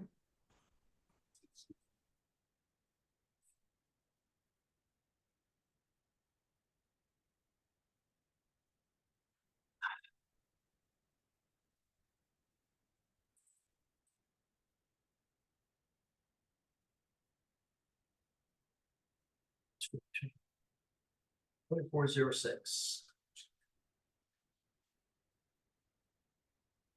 No. Let's get you more confused. When the seller says they're gonna offer compensation, or the other listing agent is gonna offer compensation, this is the addenda we're gonna use with the contract. What form is this? 2406, addenda regarding brokerage fees. Mitch, Yes, I'm sorry, this is Patty. So we're gonna do the agreement between the brokers and the addendum regarding broker fees? yes, So both. yeah. So we're gonna present the offer with the agreement, and then once executed, we're gonna do an addendum? No, you're gonna do it with the offer. So it'd So be both- attached to paragraph 22. Okay. And one other thing, on the term of the agreement between brokers, could we just put the estimated closing date? Yeah. Thank you. I'm sorry, I cannot hear what they say. Can you? She was asking if we're gonna be doing both, the last form and this form. Oh, Maybe, 'cause the first form was before you're making an offer, you're getting an agreement. This form would be going along with it. Maybe you're making an offer and at that point you've negotiated and they've agreed to pay. Then you're gonna have this one also. Basically, whenever we're being paid, compensated by the listing broker or the seller, this is gonna be attached to the contract. If the buyer is paying, then we're gonna send the buyer's representation agreement to title. Let them know what percentage they need to be getting from the buyer. What was this again? This is 2406. Addendum regarding brokers' fees. Fees are paid in cash in Harris County, listing broker's fee. Seller shall pay listing broker the fee specified in a separate written representation agreement. Other brokers' fees will be paid as specified. Buyer shall pay any remaining amount due to other broker under a separate written representation agreement. The other listing broker, so in the listing agreement they've negotiated, we're gonna charge 6% and we're offering of that 6%, 3% to the buyer's commission. That's gonna go in line 1. And then this is if the seller has agreed to pay it. Blank fee or a percentage.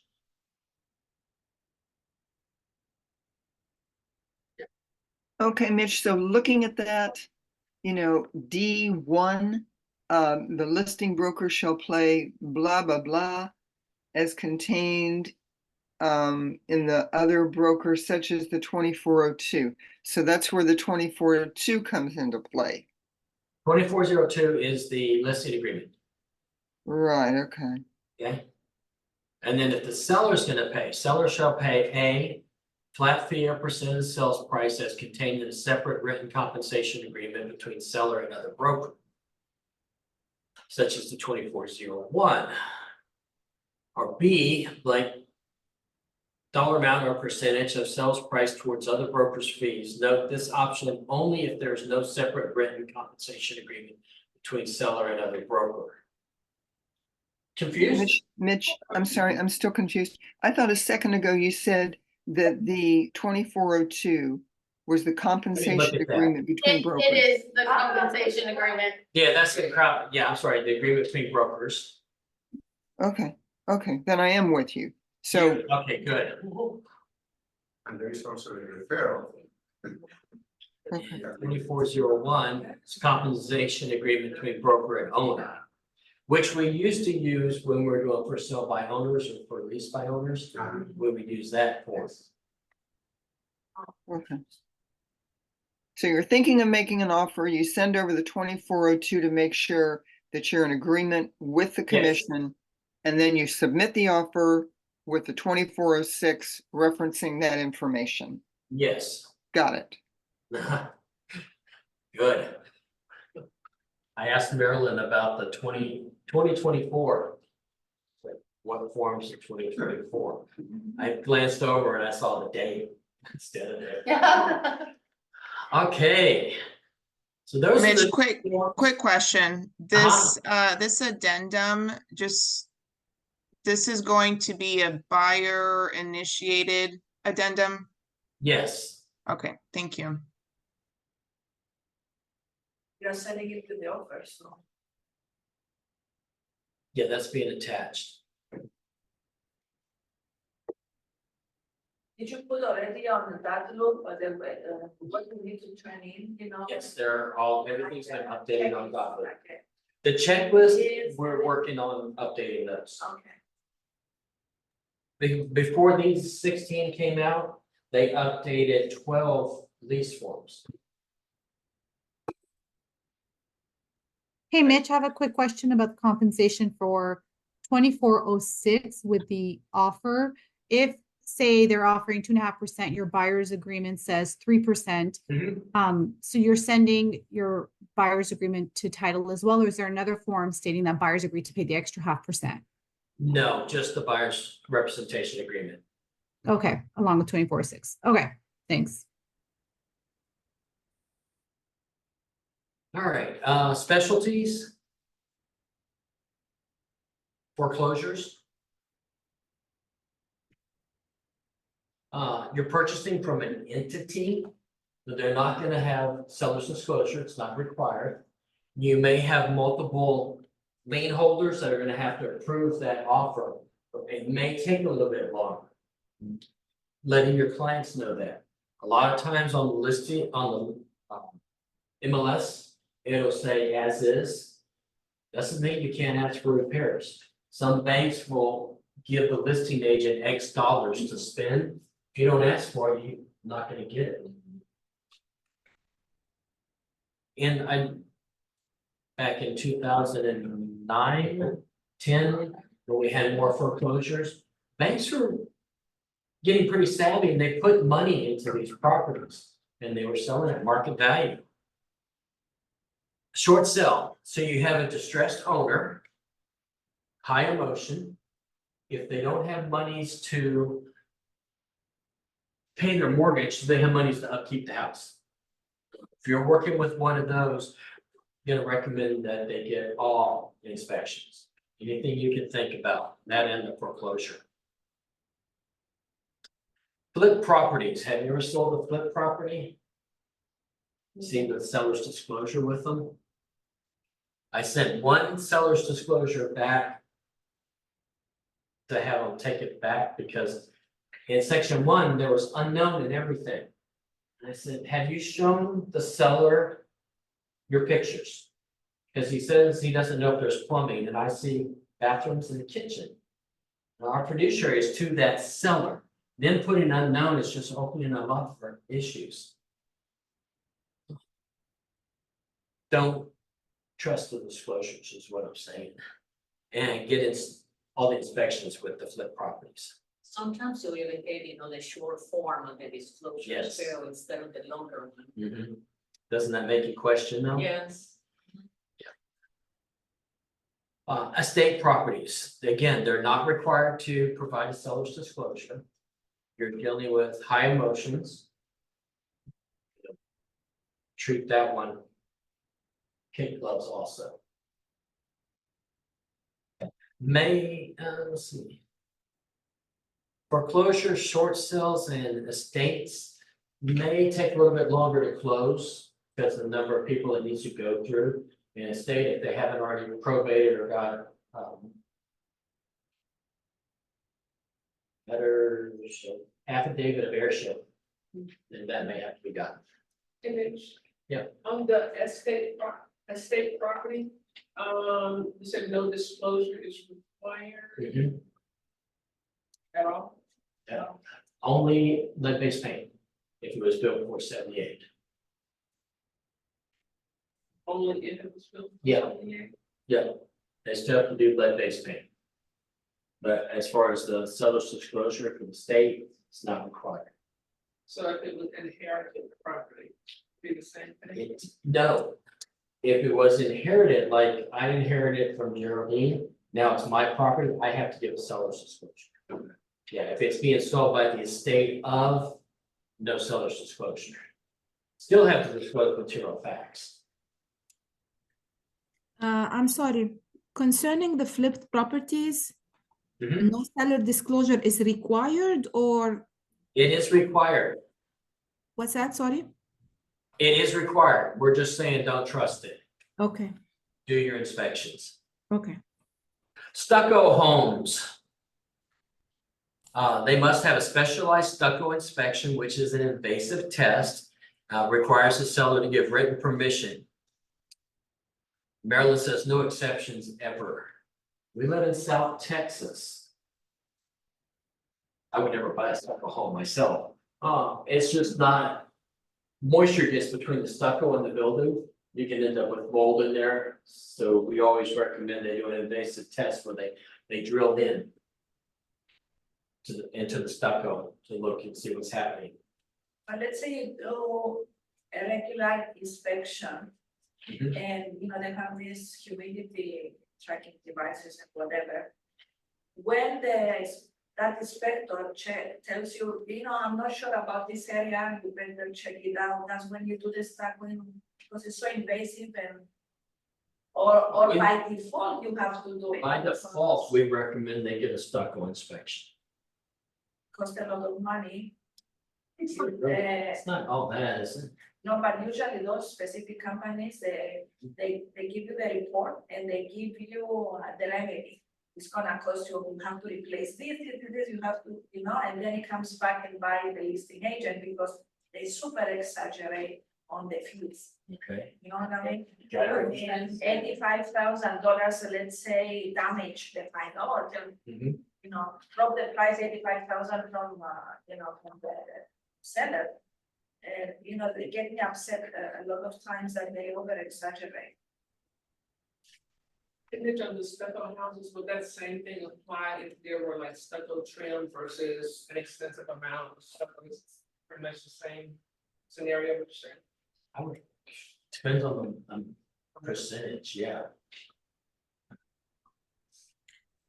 Sorry, to go back to the flipped properties, how can the investor know since they have not lived in the property? How can they know what to disclose? Well, they bought the property, so they got a seller's disclosure. They've been doing all the repairs on it, so they know what repairs they've done. But that is not in the seller disclosure, like what repairs have been done. It's not a form for that. No, but I'm saying, That's if while they they're got doing inspected. those, they know what's going on with the house. Okay, And it's required by the state. okay. But when they put on there unknown for plumbing or electrical, unknown. Well, you've turned on the lights. Flooded properties, extensive inspections that are specialized to detect moisture. Must be provided by seller extensive documentation of properties are remediated. On the proposed new contract, it's on there. That if it was ever mold, yeah, it has to be provided by the seller. That is the one they'll be looking at on July 12th. I expect that will pass. So it's a certificate of Remediation. remediation. It's saying that when you take care of the. Yeah. Buyer's disclosure and general information, this is all on the form we talk about. Talks about the appraisal, they're only good as the time they're given. Talks about brokers, again, a lot about IABS, environmental concerns. Talks about mold, noise. We actually had someone come complaining to us because they bought a property that the train was like literally probably 12 feet from the back fence. They complained because it was noisy. Well, we didn't know it was gonna be that noisy. And the agent said, we were there when a train went by. I know exactly where it is too. Right, Oh. military? No, actually, this was out in Sugar Land. Yeah, but I know what you're talking about, rice. I know, some agents will do a screenshot of Google Earth. And have the buyer initial off on that, so they know what is surrounding the property. We're in South Texas, the soil moves, what do they say, if you don't have foundation problems, you will. Floodway hazards and flood insurance. Historical Conservation District, just because it's old doesn't make it historic. It's a designation you have to get. Can we look at having some kind of form for the flood hazard things done in the office, like? I recommend to all my clients that they should have flood insurance. I said, we live in the Bayou City. Yeah. We live, you know, you don't know what's gonna happen, but I know somebody that was just saying their house flooded, it's never flooded before, and the buyer went after the agent, because the agent didn't tell them that it was gonna flood. Did they win? It's Yeah, still it's still going, so ongoing. I don't know, but I'm like, if we had something, like, I do tell them every time, like, you should purchase flood insurance, it's very important. The 1414, you may look at that. I don't know if it says on there that you should.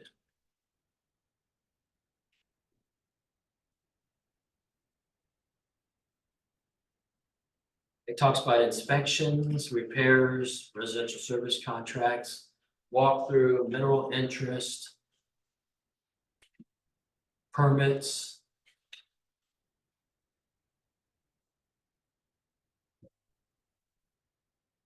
This is what Harris County did right after the last big hurricane. Property insurance, quote, school boundaries, they change, criminal activity, surveys. We always recommend to get a new survey. Let the buyer know how much it's gonna be, what the reasons behind it. Prorations, video recording. Again, wire fraud. Your CMA.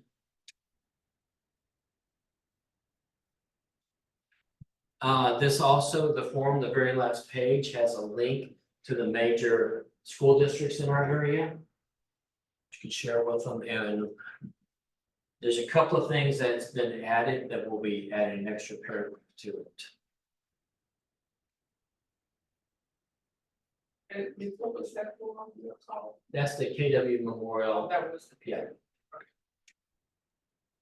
Mitch, in regards to the KW Memorial Forum, and I'm sorry if I that? missed. In regards to the form, and I'm sorry if I missed it, when is the best time to present it? Ideally, I present it before we go look at homes, so they're knowledgeable about everything. However, it has the CMA portion, so what I had been doing was putting TBD, because there's no CMA to run when we're looking at houses and they don't know what house they want yet. Yeah, you can do it like that. You can wait and fill in that when you actually decide on a property. If you put it TBD, make sure that you upload your CMA with the buyer's initials on it. And be sure that it has the TRIC required statement. And one of the ones we get through HAR does not. Does not. Yep. Yes. Does the cloud CMA have it? That was the It one does I not. used, it does not It's have not. it. It does not, so you have to add it. Will it? Hmm? Will it? No, So you have to add it. yeah. I Where believe- can we find the statement, or Well, the car has to. You know, But that's- it's cloud CMA, it's nationwide.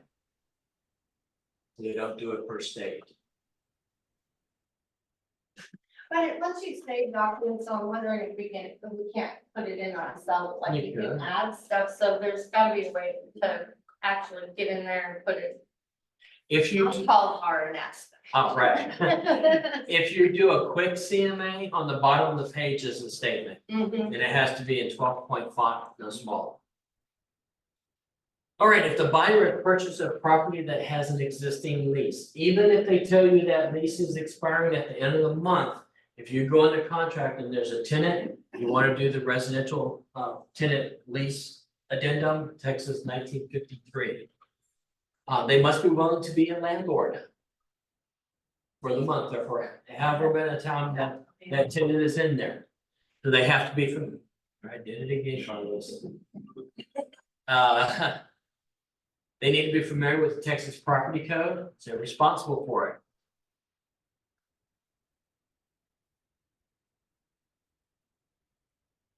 Make sure your buyer does not fund until they have certified funds for the security deposit. As soon as they close, they're responsible for that security deposit, even if they never got it.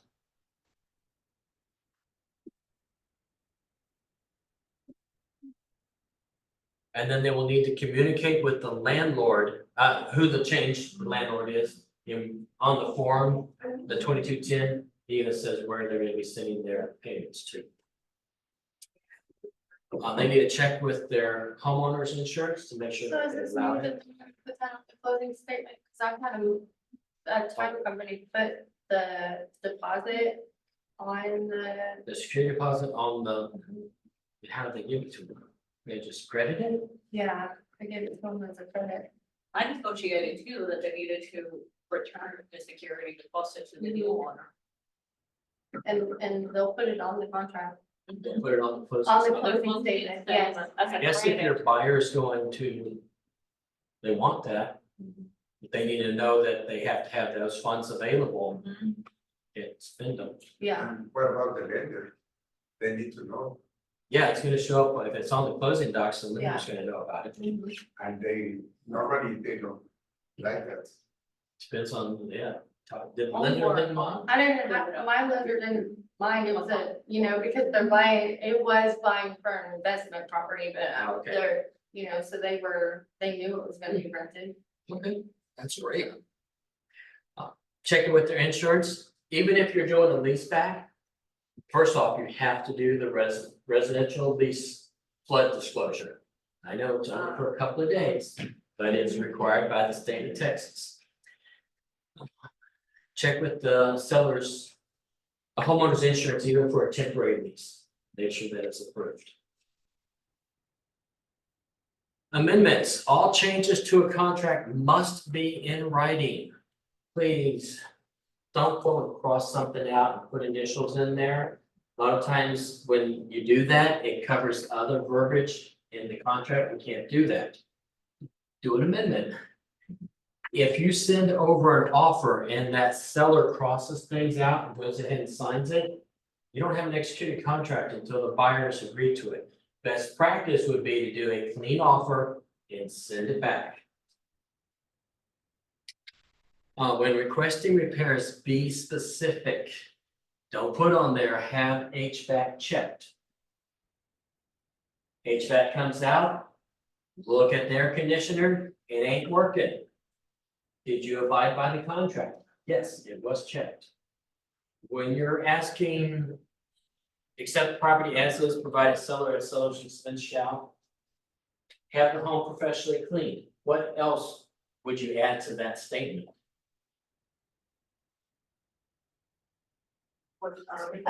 Provide invoices. Receipts in there, it's already in the contract. Oh, Mhm. If the cleaning lady they have forever cleans it really good as she knows. Do you If consider she- that professional cleaning? I She consider does it it, professional. in the contract, it says if a license is required, they have a license or they're engaged, they're, Yeah, the cleaning lady that, yeah, that's what she does for a living. yes, Mhm. but she It says- doesn't have a company, let's say, you know, she's just. a I would say person. that was professional. Does she do it just for the one person or the multiple? No, she's the cleaning lady of the house. I would disclose it to the Yeah. buyer, but what else would you put on that statement? Have the home professionally cleaned. If my maid comes in tomorrow, I've got a 60-day close. Have I followed the letter of the contract? I had it professionally cleaned the day after we went under contract. Before closing, It's done before closing. Within a week of closing. or Right. 3 days. just before. That's what I'm closing, getting or, at. yeah, Yeah. as soon, Yeah, 24 hours prior to closing, something so it's uh, very specific. uh, Have the pool filled. What does that mean? We don't know.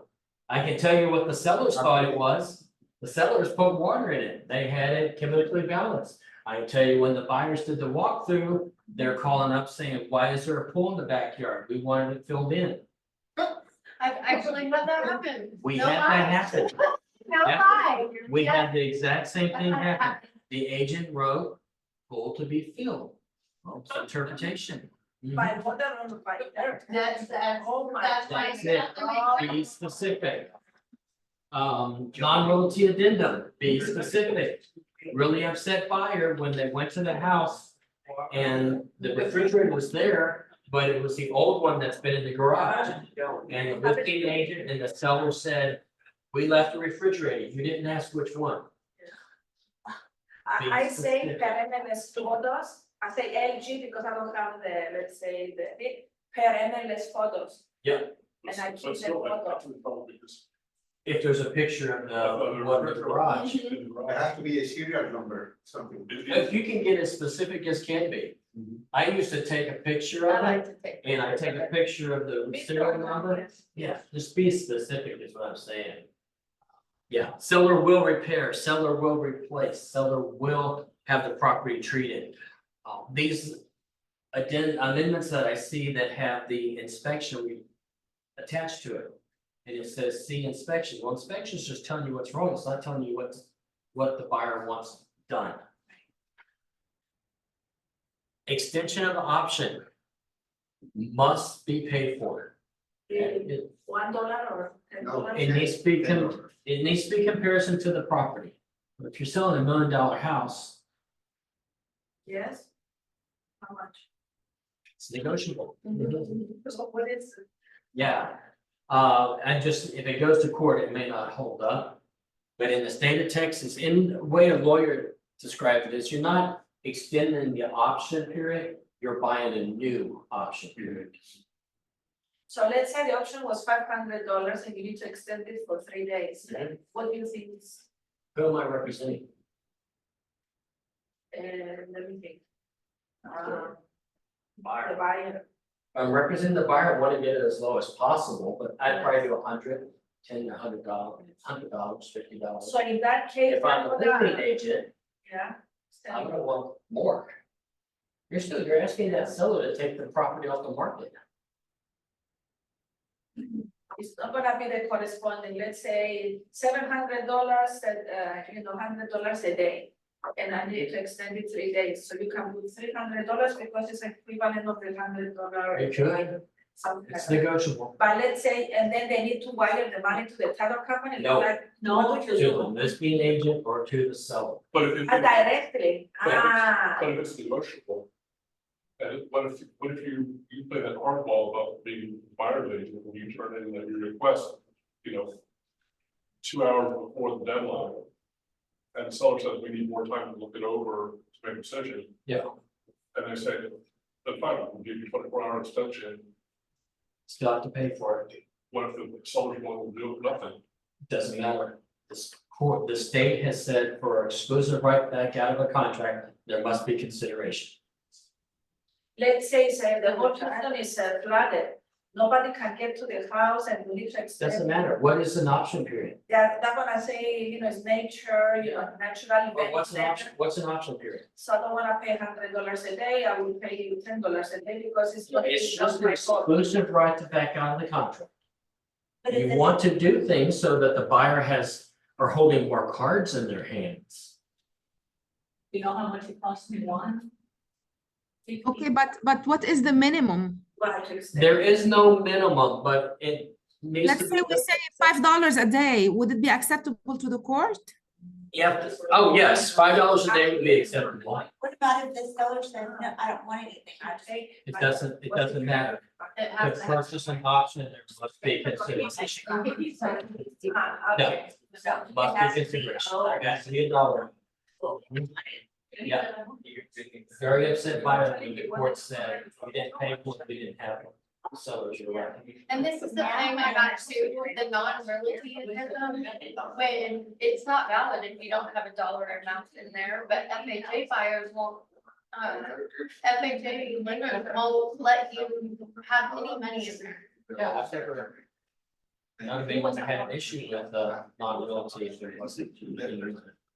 Okay, let's see. Always document. And TREC requires the broker to maintain all substantial communications. That's gonna be your texts, your emails. Make sure you upload them into Command, do a separate folder. Otherwise, you have to keep them. And there's an agent here who is in a lawsuit at the moment, and the other agent had all the text messages from 4 years ago. She doesn't. And so text messages are coming up. It's like, I don't remember saying that. Yeah. Keep everything. You're gonna teach us how to upload the text to the command, but that's another problem for me. You can do a screenshot. You can email it to yourself. Yeah, but there's a lot of. I know. I think you can go to your No, you can't, there is a way to do it. If you have an Android phone, you can do that easily. Yeah, there's some apps you can, I need to. Do some search. yeah, you just need to have those. We had an issue a couple of years ago where this buyer said they weren't offered a walkthrough. So when they bought the property and they go to see it the next day to move in, they had moved furniture out and they had ferrets in this room. And they had urinated, because ferrets stink. And the buyer said, we weren't offered a buyer's walkthrough. They just said, well, I said something about it, but it wasn't documented. She paid $5,000 to have that room remediated. And another one where we get a lawsuit and they said that the water had been leaking since before they bought the house. Oh, we were able to provide the buyer's walkthrough where it said that they walked through and they accepted everything and we were dropped from the lawsuit. Document.